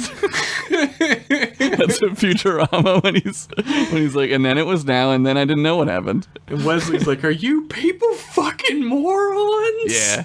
Yeah. He's like, "I'm done with this shit. I'm supposed to be the dumb one. What are you people doing?" Yeah, it's dumb. He's the perfect child, so he knows everything. Wunderkind. The crystal entity starts trying to break through the shields. It like touches the shield. Yeah, this is when Data runs in and he's like, "I'll talk to it. I'll tell him." That's what it is. I'll tell him to stop being a bad boy, and it works. And everybody's like, "Oh, Data, you're so good." Yeah, great work. There's nothing weird about this at all. This is totally normal. Everything about this. But then, like, Data takes off, and Wesley's like, "Captain, that's Lore. His name is Lore. His name is not Data." Yeah. And remember there was two of them? That's the other one. Picard says, "Shut up, Wesley." "Shut up, Wesley." And he sits down and he gets up and he's like, "If I'm done, I have to say something." And then his mom goes, "Shut up, Wesley." and everybody had fodder for yelling at Will Wheaton for all time. Oh, it's the best thing that's ever happened, and the worst thing that's ever happened to that idiot. Oh, I love it. What a dick. Worf is like, don't be a dick, Jeff. Worf is like doing his normal shit, right? Like he's walking around being Worf. Yeah. And he's like leading a security team somewhere. I forget. But like he gets into a turbo lift and Laura's like, door shut, and then they just fist fight real quick. He says, let's see your Klingon warrior prowess, and then he punches him in the chest, which is fucking crazy. Worf like tries to punch him and it doesn't do anything, so he punches him in the chest and fucking Worf goes, oh! It's like one of his hearts just exploded. He doesn't have redundant hearts anymore. Dude, he's gonna need another one. They're gonna grow him another heart. And then he gets the shit knocked out of him against a wall. Like, Worf is forever getting thrown against walls dude in gets TNG. Fucked up by all the craziest monsters, dude. Probably why he fights that Skeletor and that other thing in the holodeck so much. You gotta fight monsters to get ready to fight monsters. He fucking Goku's in there. He's like level 100ing in there. He's like, I know there's gonna be a Skeletor soon. I know it. There was a tar monster. I bet there's a Skeletor around the corner. But, Wesley somehow convinces Dr. Crusher that there's something up with Data. And she comes in and sees Lore Data on the ground. Not Datalore, but Lore Data. Lore Data, yeah. And she switches him back on and immediately believes he's Data. Yeah. I don't know where the switch was. Like, I know the switch was on his back, but I mean the switch in her character. When where was it?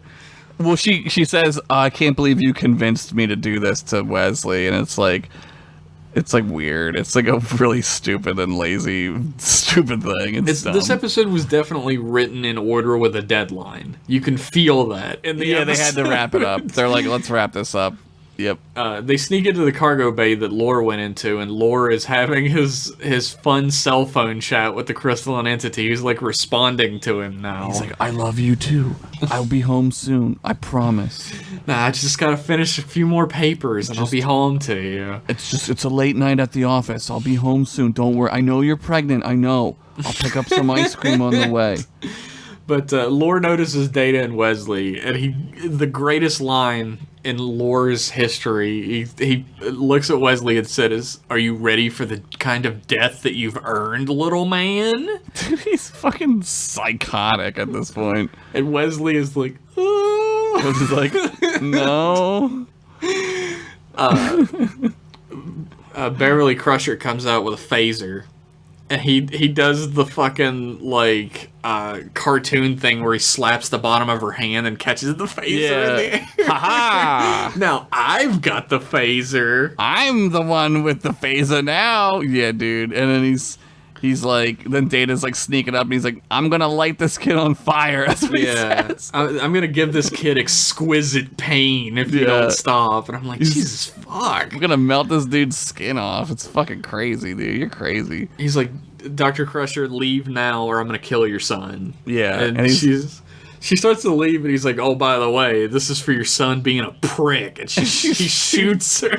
Shoots her in the arm, and there's some sweet Star Warsy 80s effects, pyro effect on her arm. Like it cuts away after she gets shot. It's a different. It's a stunt person. And then it comes back, and a 7-foot tall man runs out of the room with his arm on fire. With a wig on.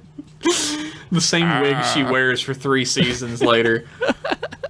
And Data runs up and knocks the phaser out of Lore's hands, and they have a really awkward Star Trek fight. They Donkey Kong barrel fight. They throw barrels at each other. And you're like, man, this Donkey Kong is fucking crazy. And it's fucking Donkey Kong versus Manky Kong up in this bitch. Straight up barrel battle. And fucking Data throws him on a transporter, and he turns around to fire, and Wesley transports him, beams him out into space. They don't even say where. No one even asks. They just beam him into space.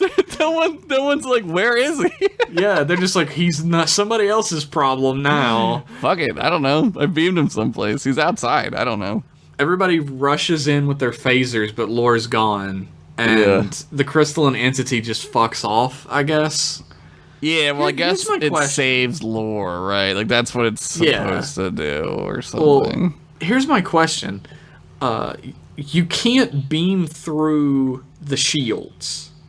True. And they hadn't shut the shields down yet, because he said he had to call to have them shut down. He says that to the crystalline entity. Does he call? I don't remember. He doesn't. And also, the crystalline entity can't reach the crew to attack them because the shields are up still, right? So, how did they transport him? You know what, Jeff?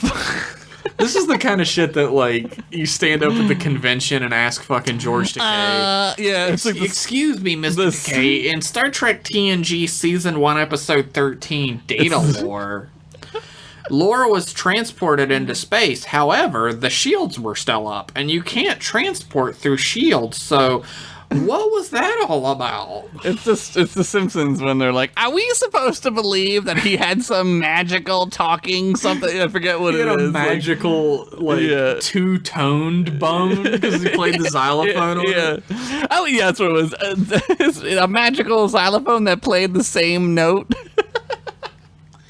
It's that shit. But you're right. No, from a story standpoint, yeah, man. Like, yeah, it doesn't make sense. I don't know. George Takei's like, I wasn't even in that show. Stop asking.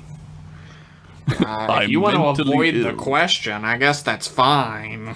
What are you trying to hide, Mr. Takei? The announcer at the convention called him Mr. Takei, called him Takai, George Takai, and everybody at the convention booed the announcer. That's amazing. So the announcer came on 2 minutes later and was like, everyone who has a priority ticket to see George Takei. That's amazing. He was so pissed off about it. That's great. I love this. Dude, there's no more passive aggressiveness than at a Comic-Con. It's the most passive aggressive place on earth. It was so fucking funny. I was laughing so hard. It's great. It was boo. Fucking. Well, that's the end of the episode. They have like a very TOS ending where like Picard's like, have you ever thought about whether Data is android enough or too human or not human enough? Do you ever think about if we, what is it? It's like, do you ever think that Data's too human for our liking or something like that? Like do you think he's like too much for us? And then Riker says, I admire his balance or something. Yeah, he's like, I always admired his balance. And Picard screams, agreed. Agreed. Agreed. And then he sneezes weirdly. Here's a continuity error for you. Another one? A real continuity error. Okay. The entire linchpin of this episode is the fact that Data can't use contractions. And that's what lets them know that Lore is pretending to be Data, because he uses contractions. He slips, right? Yeah. It is the linchpin of the episode. However, when Data flings Lore out the transporter into space and Lore flies away to appear later, Captain Picard says, Data, are you alright? And he says, I'm fine. He doesn't say I am. Yep. What are you fucking trying, Brent Spiner? What are you trying to get at? The script supervisor should have been on that. Should have been like, no, you gotta say, it's like a prop. The dialogue is a prop at that point. You gotta be like, hey, it's important to the plot at this point. It's not just a dumb little fun error, right? Yeah, you gotta do it right. Yep. Man, this episode stinks, but I find this episode highly entertaining. It's a bad episode, but it's super entertaining. As far as season 1 episodes go, this one's fine, right? Oh yeah, like, this is fine. like this is for season 1. This is like a solid B. This is a solid 8 out of 10 for sure. Yeah. A fun fact for you. Another one. Could be a John Larroquette fun fact. Could not be. I'll leave it up to you. Okay, I'm ready. Lore was actually originally supposed to be a female android because they were real horny for giving Data a female android to be a love interest. That was like a big thing that they were pushing for. The fucking anime / hentai in me. There's gotta be There's got to be a girl android for the boy android to have sex with. It's 1988. It would have been cool to have had like a like I'm thinking like Ardra. Like if she lore, like the girl lore would be like Ardra, because that character's fun as fuck. That's true. Like she's like sexy, but like also she's like ridiculous. Like that would have been cool. There was but, it was actually Brent Spiner who suggested doing the evil twin concept because he really wanted to play another character. They made the right. That's the way you go. Oh with yeah, this. That's how you do this. They were gonna use a female android love interest again later on, but that plot line got changed to be the offspring with Lol. That's so weird. That's so weird. Speaking of hentai, that's so weird. That's like, how do you go? I don't know. That's, yeah. Here's a Kevin Cole bummer of the week for you. Marina Sirtis does not appear in this episode. Oh, what was she doing? She was taking a nap, I guess. She was like, I got a day off. I'm not going in. She was like, Brent Spiner's getting his picture taken. I'm going to my trailer. She was at 10 forward just drinking the whole day. Eating she was chocolate fucking fudge. done with it. She was eating fucking all the chocolate. Can you put the booze in the chocolate cake, Guinan? Thank you. Chocolate rum cake, please, but like just the bottle inside of the cake. It's just a cake with a bottle sticking out of it. Sticking inside of it. Yeah, just in there. This is a silly straw. Damn. Hard day. This episode is it's nowhere near the bottom of the barrel episodes from season 1. Like it gets real low down there, right? I started watching the one after this and I was like, you know what? I'm gonna go do something else. And I did. I was like, okay, what is the one after this? I forget. It's not another terrible one. It's like an okay one. I forget already. Because I know these episodes were produced, where they were shown out of order from the way they were produced. Yeah. Because at the end of this episode, Picard says we're long overdue for a computer refit. Right. And then the Minar episode happens 2 episodes later. Right. Well, this is on Netflix. This is 12, not 13. So we're doing that shit. Thanks, again. Netflix, you fuckers. Yeah, I don't know. It's like I don't know what order they are. Like I don't know. You know, like it's weird. I always feel stupid because like I put the number on the little chart for the viewing order, and then Netflix has them in the wrong numbers. It's always different. I know. It's fucking stupid. It makes me feel like a dum-dum, but really it's them. It's not The Big Goodbye. The Big Goodbye is good. That's a good one. That's a great one. It's Angel 1. It's the Enterprise visits a world dominated by women. It's the Amazon. Oh yeah, one. it's the one where Riker wears the like crisscross outfit that shows one nipple. Yeah, it's the Snoo episode. Yeah. And like all the guys on the planet are like tiny, like men, and the women see Riker and they're all like, "Ooh, a big man." Yeah, ooh. they're like, "Oh my god, I gotta get in between those dick cheeks." But when this episode is over, I would like you to explain to me what dick cheeks are. It's like, you know, it's like the between your leg and your dick. I was thinking it was the inside of the thighs. Yeah, that's what I meant. Dick cheeks. Dick cheeks, yeah. That's a new one, folks. Put that down in your M-class glossary. Yeah, I just made it up. It's right next to Trek Bigot and Bucket Pussy. Oh my god, I forgot about that one. It's one of my favorite ones forever. This is a good one. Yeah, Amazon or Angel 1, Amazon 1. Just gonna call it. Amazon 1 is dumb. That one sucks. That episode has like a lot of problems with it. Chief among them is like this alien race that's built on like a matriarchy. Yeah. Is like as soon as they see a real man, they're ready to abandon all that. They get dick drunk. Yeah, they're like, oh my god, it's like real fucking fantasy novel, right? Like super real man showed up. Yeah, it's also dumb because Amazon trope is dumb. It is pretty stupid. Like, it's like, especially because like if you did like an Amazon trope that was like, we have our own society and we're not going to get dick drunk the minute we see a man, like, that would be a lot different, but they never do. If they were like a fucking Themyscira, right? Yeah, Like they do that actual well. Amazon warriors. Yeah, they're like, we don't need men. We can fuck ourselves. That's like what they say. It's like, and he's like, they say that in Wonder Woman. All the kids in the theater were like, oh. Yeah, they were like, you don't need a man. Like that's real Amazon shit, right?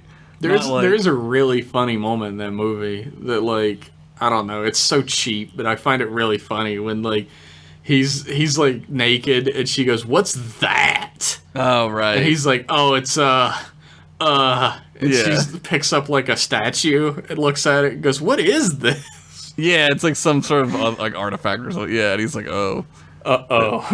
Yeah, he's great though. Like I hate him as Kirk. Like I don't hate him as Kirk, but he's it's just the character sucks. It's not his fault. Yeah, but I like Chris Pine a lot. Chris Pine's a fun actor. He's got like a really good like sarcasm about him when he plays the character. Yeah, when he's not playing Captain Kirk, he's good. And he's not terrible as Captain Kirk. It's just that those movies suck dicks. The writing is the problem. Yeah. There, it's hard to like a character that didn't earn anything. Yeah, I don't care about anything that happens to any of them. Anyway, fuck those movies. But anyway, this episode has, like I said at the beginning, several moments that are very TOS. Yeah. A lot of the lore shit is so unbelievably hammy that it's like a guest star on TOS. Like I got my 15 minutes to be in this episode.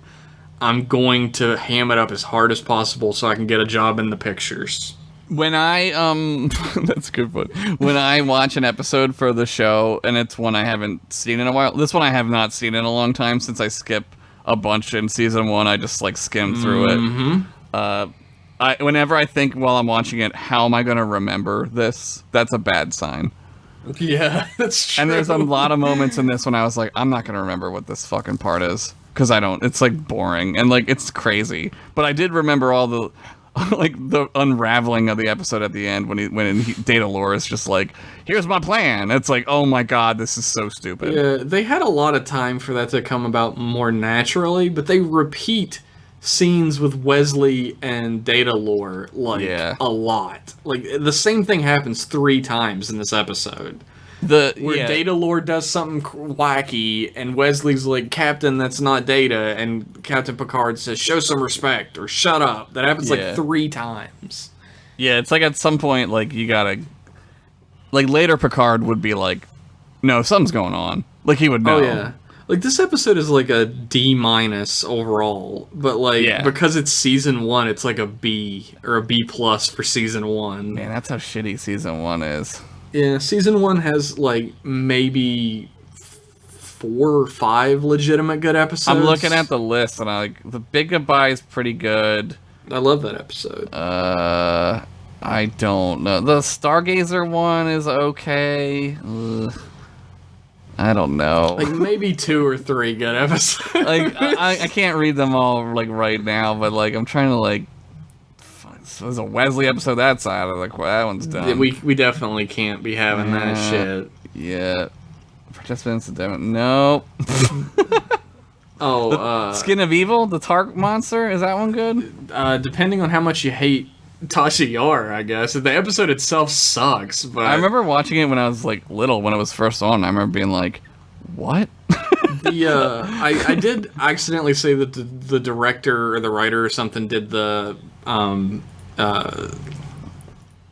pilot, but they did not. They did Where No One Has Gone Before, which is episode 6. Oh, well, I'm sure they've already screamed at you. That's fine. It's already in the comments. Jeff, technically it was episode 6. Is the Neutral Zone any good?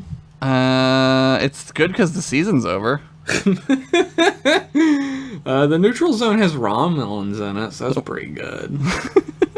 I mean, I honestly... Oh, that's the one with the 3 ancient humans. Like, the guy who's like, "What about my stocks?" Oh, fuck, yeah. That episode is ridiculous. Alright. That one's alright, yeah. It's a fun episode. I'd watch that one. He makes the guitar. You make a pretty good guitar. You make a good guitar. Hey, could you make a Scotch whiskey out of there? And he's like, yeah.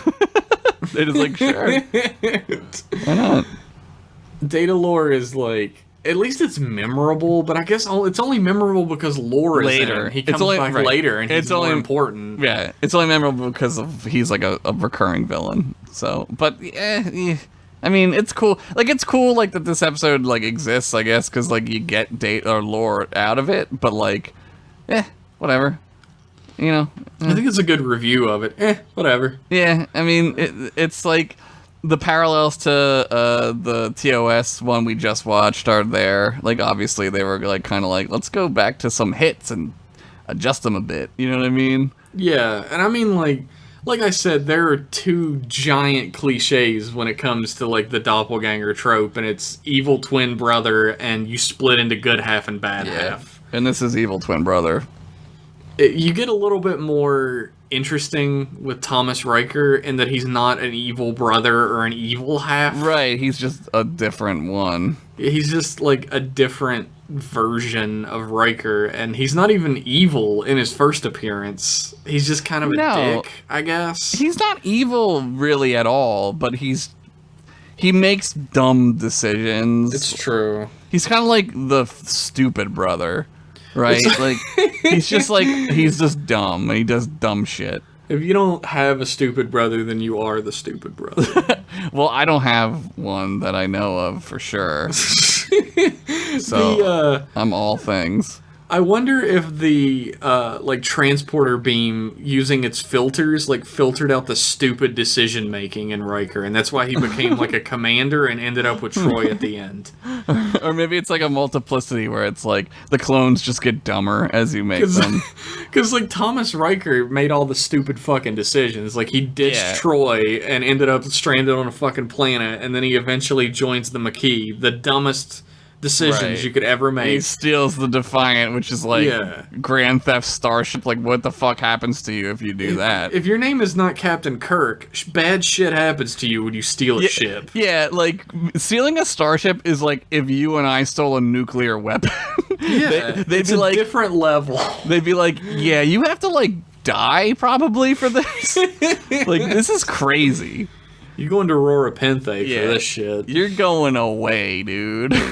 Say bye. Dude. But I think Thomas Riker was the original Riker, and he had all the bad decision-making filtered out of him to make Will Riker.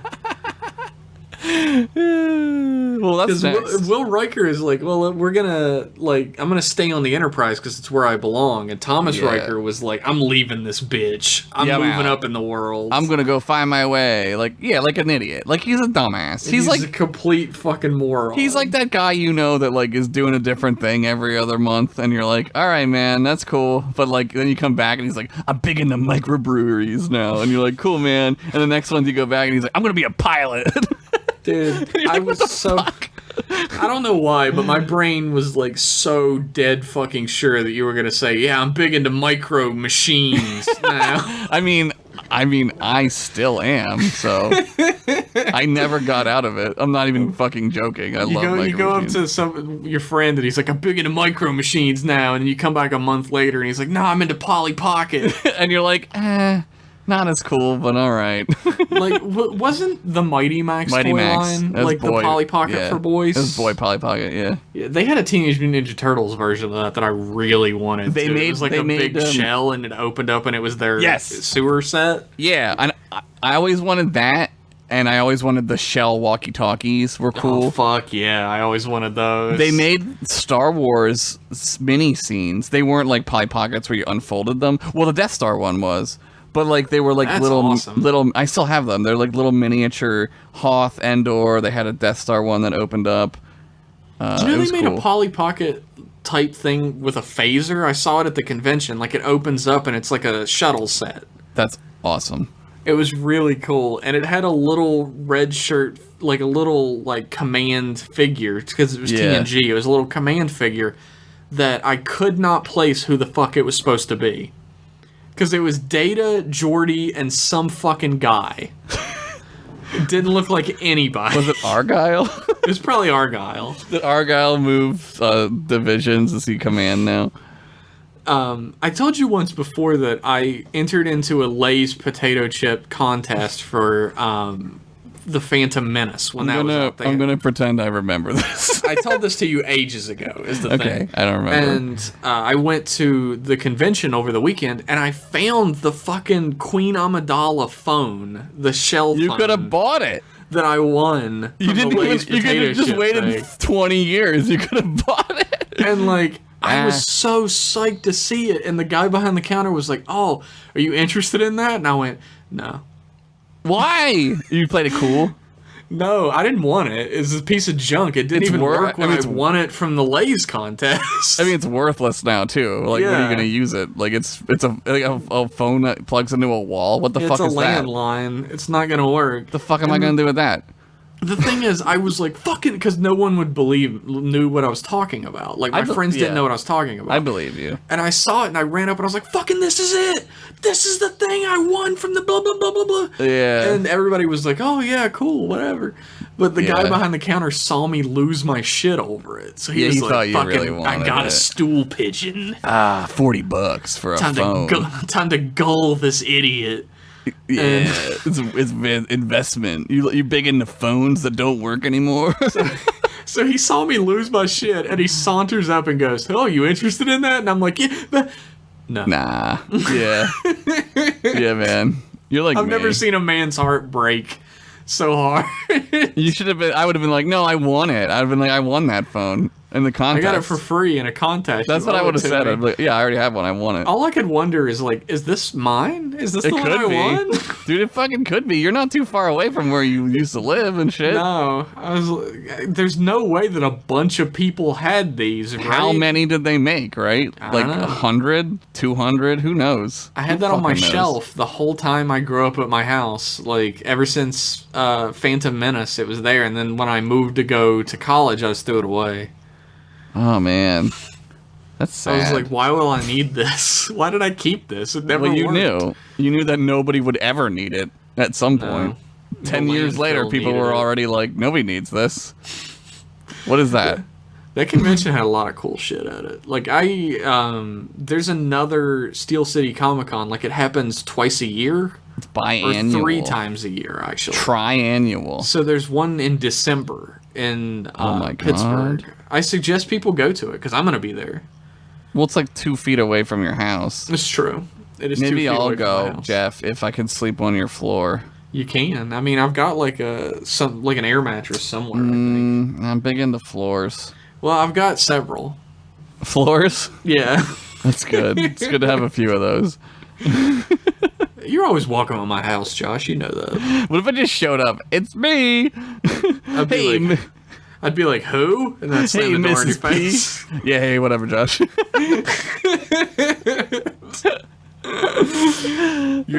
Gurkle in the situation. Stefan. Which I guess is good Urkel now. We were calling it Girl Urkel when Jeff and Josh shoot the shit. Gurkle, Oh, you but Gurkle. It's good Urkel now. Wasn't that, what was her name? It was, fucking, shit. Moira. From Full House. Her name was Kimmy Gibbler. Oh, Kimmy Gibbler, we were calling Gurkle, yeah. Yeah, but Girl there was Gurkle. His girlfriend on Family Matters that he had later was Moira, was her name, Yeah, right? who was also played by Steve Urkel, man, right? No, it wasn't. No, it was a nerd girl. girl. She was like a real cutie, but they were like, she's a nerd, you know, like in typical like fucking stupid fashion. If she took her glasses off and put her hair down, she'd be prom queen. Yeah. She's a nerd now. It was like, this girl is like not a nerd in real life, right? Like she's not. I've never in my life seen someone who's actually attractive play a nerd well, except Jaleel White. Yeah, no. Somehow he's he great. went from being like the suavest fucking man, and he would put some suspenders and shit on and look like a complete goober. Yeah, but he had fun doing it. I was watching some clips today. When I was finishing Continue, I was like watching like some Urkel shit. I was like, I gotta put an Urkel thing in here. I wanted to put the Urkel dance in because I was like, remember the Urkel dance? And I was like, man, I love this shit. And like the guy like spikes the punch, and it's like a ooh. Uh-oh. It's like every fucking normal person in high school is spiking punch, guys. Like it's not a fucking federal crime. Oh, no. He's gonna go to jail, God. Josh. Spiking the punch? Oh my god. That's like the worst thing you can do. What the fuck, dude? That's fucked up. They did that guy do that wants one people to have episode where, fun. They did do that one episode where the oldest son got racially profiled. Yeah, I remember that by the was police. like a harsh ass. That was Urkel crazy. Wasn't even 'cause- in that bitch. Yeah, no. I think that was crazy because like Carl was a cop and he was like, "What are you doing?" You know, right? Like it was crazy. because he dude. believed the cop to begin with. And then Yeah. he went to talk to the cop and he was like, "Oh, you know, he was a black kid in a bad in Yeah. a good neighborhood. You know what those types are up to." And it's like, that's his son. Yeah. Are you fucking dumb? That show What are was you way better than it had any right to being. That show was Yeah. great. The thing is, nobody remembers anything but Urkel. I from that know. show. But the show itself was actually like really fucking good. Yeah, it was and good. it got bad towards the end because it became the Urkel show. Well, it jumped the shark like almost as soon as it possibly could. It Yeah, jumped the Urkel shark. goes to space. In that show. He gets a jetpack and flies to fucking Step by Step. Yeah, he crashes to the earth. joins NASA in the last few episodes and then goes to space. I love it. I fucking love it. They also time travel several times. Like he builds That's a time right. machine. And, Don't they go back? There's like an episode where they keep going back to like fix stuff or something. Is that yeah, right? there's an episode where Oh, they end up man. in caveman times. That's awesome. You know what they should have done? Crossed over with dinosaurs. They should have done that. That would have been so fucking fun. Dude, if I was like ABC and like if it was like 1990, right? And I knew how stupid all this shit was. I'd be like, look, just Urkel's gonna be on everyone's show. Put fucking Urkel in Perfect Fucking Strangers for all Dude. I care. Well, put him in it. Did you know that Family Matters was a spin-off of Perfect Strangers? Because it's Chicago, right? The mother from Family Matters yeah! was she worked at the office The for Office. Perfect Strangers. Holy fuck, you're right, dude. And she was like super sassy and didn't take no shit from Balky and Larry. Well, then why didn't they do that? I don't know. They wasted their fucking opportunity, man. They did it with Step by Step, and they did it with the Michelle Show. Full House. Yeah. They didn't do it with Boy Meets World, which made me sad. No, Boy Meets World was like a little too late. Well, Boy Meets World was on when like the kid was like a kid. They were like, he was little, like yeah. 7 or something when that show started. Yeah. And then They don't play that shit. then they got that porn star to be in it, but before she was a porn star. That's true. Hey, why didn't Urkel show up on Saved by the Bell? ABC didn't own it, right? I think that Yeah, was Saved by the Bell was NBC. NBC, yeah. That would have been the ultimate crossover. It would have had Screech and oh, two Urkels? Fuck, dude. Shitty white Urkel and awesome Urkel. Urkel and White Urkel would team up. Urkel. I said shitty white Urkel. I should have just said white Urkel. It's like redundant. Fuck you, me. Fuck white people. They suck. We just talk about fucking sitcoms now. No, all those sitcoms should have crossed over it. Yeah. The Fonz should have been in MASH. Fucking crazy. He time traveled to the Korean War. Not too far back. It would have been like a couple of years. He wouldn't even probably had to time travel. He could have showed up. Yeah, man. I'm all about crossovers. Like, I think they're funny as fuck on sitcoms. Like, it's great. Fuck it. Who cares? Sitcoms suck. Like, they're inherently shitty, True. right? There is just like there was something I was talking about earlier, like acceptable shittiness. Yes. Exactly. There was a level of acceptable shittiness They're when like- it comes to sitcoms. We were just ready to accept how shitty they They're were. like cereal. They're like cereal. Like, cereal's really shitty, but it's good.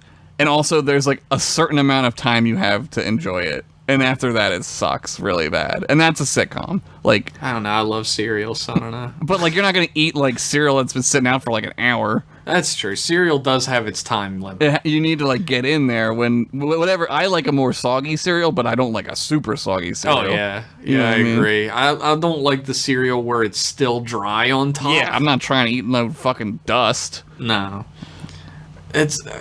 And if it's got raisins in it, fuck off, dude. You know what was a sitcom that was super underrated? No. Da-na-na-na-na, da-na-na. I asked that. I said I don't know, and now I realize I should have known. It's Night Court for everybody. Night Court was like during that time period where they were like, all right, we've done all the sitcoms where people work at regular places. Yeah, What where can we else could they do? Yeah, and it was like it was so gimmicky, right? Like it really only could be in the court for the first couple. It's so gimmicky. It is. The gimmick was that they could have guest stars be crazy people. Right. And they would never run out of the ability to have crazy people show up and do And it funny was things. New York City, right? It was one of the first ones I remember, like, really being in New York City. Like, every sitcom that took place in a city was, like, at a thing. Taxi, right? I think that was New York, right? I think Taxi was Chicago. Whatever. The New York of the Midwest. But, like, anything that happened in a big city, it was always, like, they're doing a city job, you know, like cops or like, and like it was set in the city, but you never saw the city. No, you never saw it because you would wasn't. see like the opening theme had the city in it. Right. There's where Mary it takes Tyler place. Moore lived in the city, but you Yeah. never fucking saw the city. Yeah. Wait, is Cincinnati a city? She didn't live in Cincinnati. Where did she live? That was WKRP in Cincinnati. Is that Cincinnati's not a city though, right? I mean, it depends on your definition of city, I guess. I'm gonna say it's not a city. I don't remember where Mary Tyler Moore was. I know it was fucking snowy all the Is time. it St. Paul? Is it Minnesota? It was Minnesota, Yeah. I think. Mary Tyler Moore setting. Minneapolis. Minneapolis, Minnesota. Yeah. Also not a city. What counts as a city? Like, because the I've heard big people ones. say Philly doesn't count as a city. Before. Well, for a while it was like the number 4 like media market. It was huge. Like I consider like all East Coast like a big city, like a metropolis, like a megalopolis, like from Boston to Mega City 1. Mega City 1, yeah. Like Boston to DC is like it's all a city, right? Like that's just one big It's city. pretty much just hopping from city to city at that point. Yeah. There's no like real breaks. Like I mean, where I live maybe is about as far west as you get before like you really start getting into some shit. But like I mean, Chicago, Philly. To be fair, the only people I've heard say that Philly isn't a city are people from New York City, Los Angeles, or Chicago. Yeah, well, that's like being from like Hong Kong and being like people from New York don't live in a city. Like, yeah, because like you live in fucking Hong Kong. Live in an entire city island. Yeah, this whole place is a fucking city. Man, I'd love to go to Hong Kong. Not now. You don't want to go. Well, no, not at the moment. I'll take a break on that one. Did you ever see the people who are fucking complaining that they can't go on vacation to Hong Kong? I didn't see it because I couldn't bring myself to actually physically watch it with my eyeballs because I'll like get really sad about it. Mm-hmm. But I did see that was happening. Like a bunch of white people were like, why don't you think about what we have to go through? Yeah. Fuck you. Yeah. Cool. Great. People are fighting for their independence right now. Like it's gonna happen here, hopefully soon. They honestly, man, like they're doing it right over there. They know, like they're sitting in airports. That's like we need to be doing that. We need to just go to airports and be like, nope, nobody flying today. I saw a video the other day, or maybe it was earlier today, of like these 5 people ran towards a cop who had like this like fucking stun baton and a shield.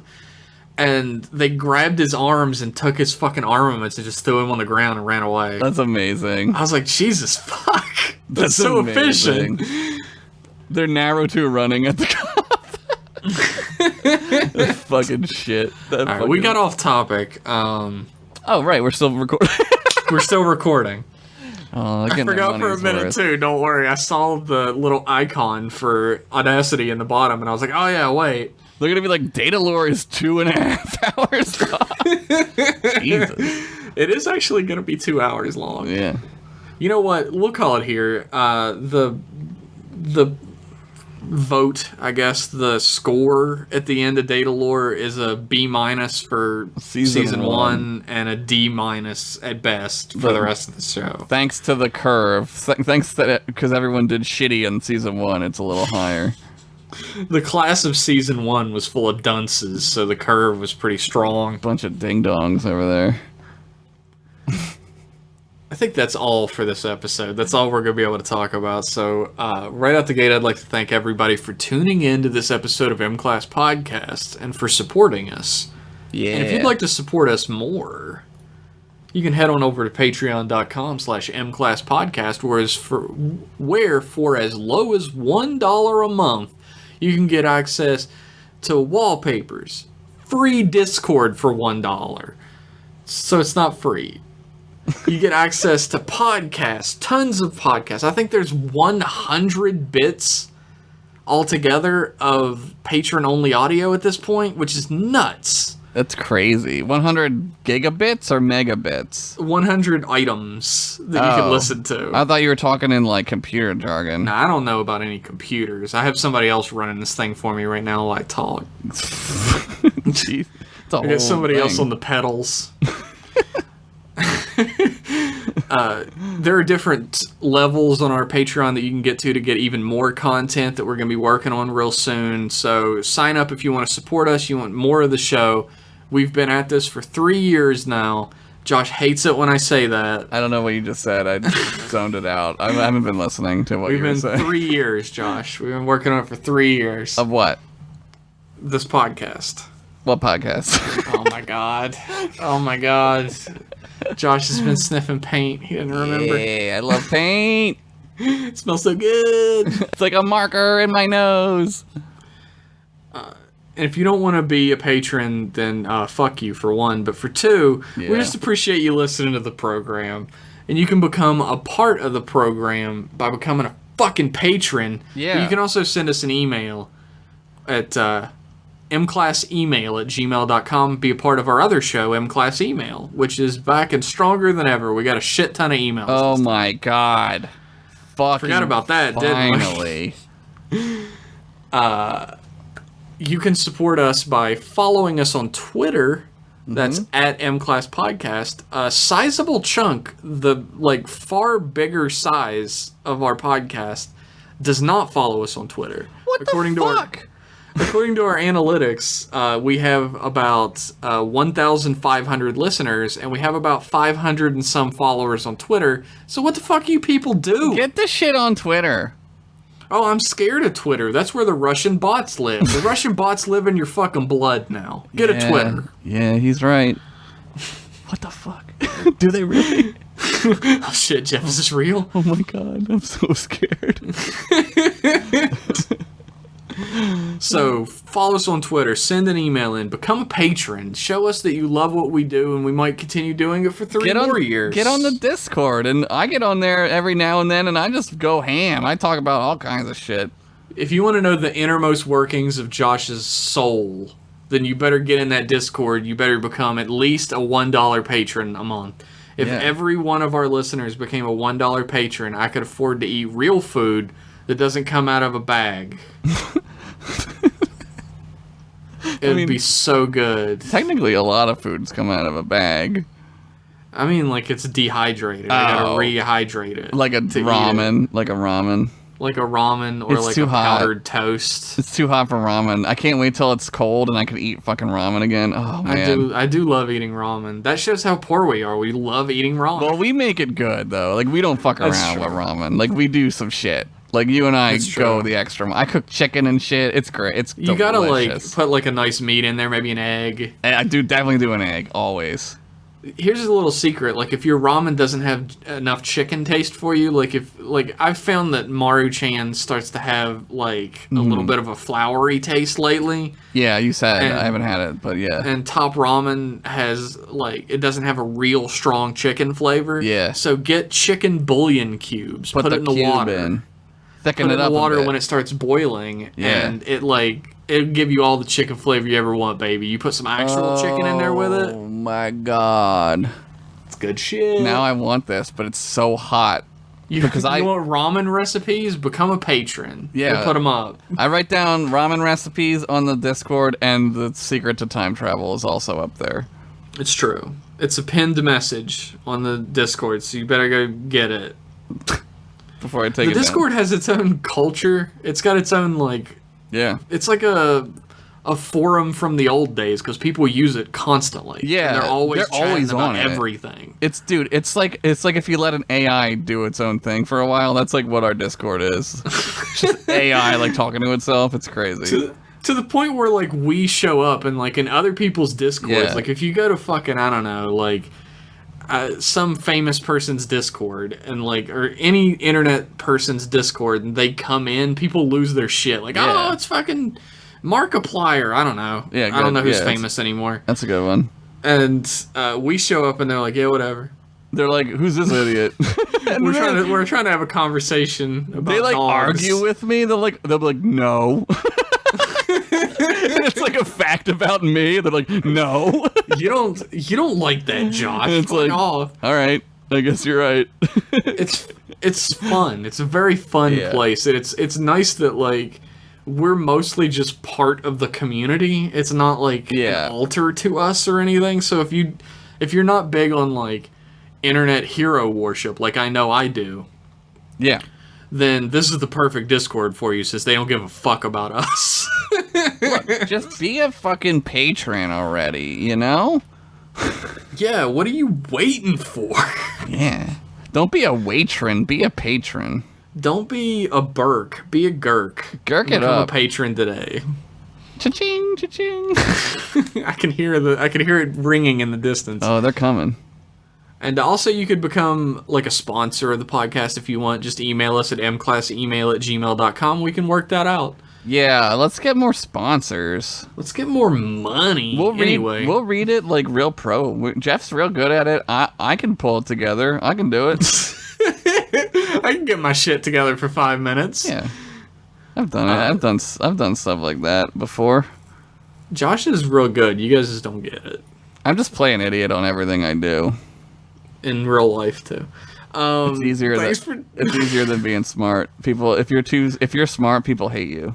It's true. People hate people who are smart. That's why people hate me. I'm serious. That sounds like really egotistical. It's really people egotistical. Hate me because I'm super smart.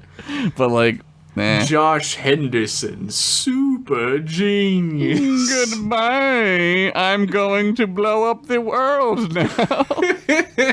Thanks everybody for tuning in. We'll be back in 1 week with more M-Class goodness. Bye. Bye-bye, everybody.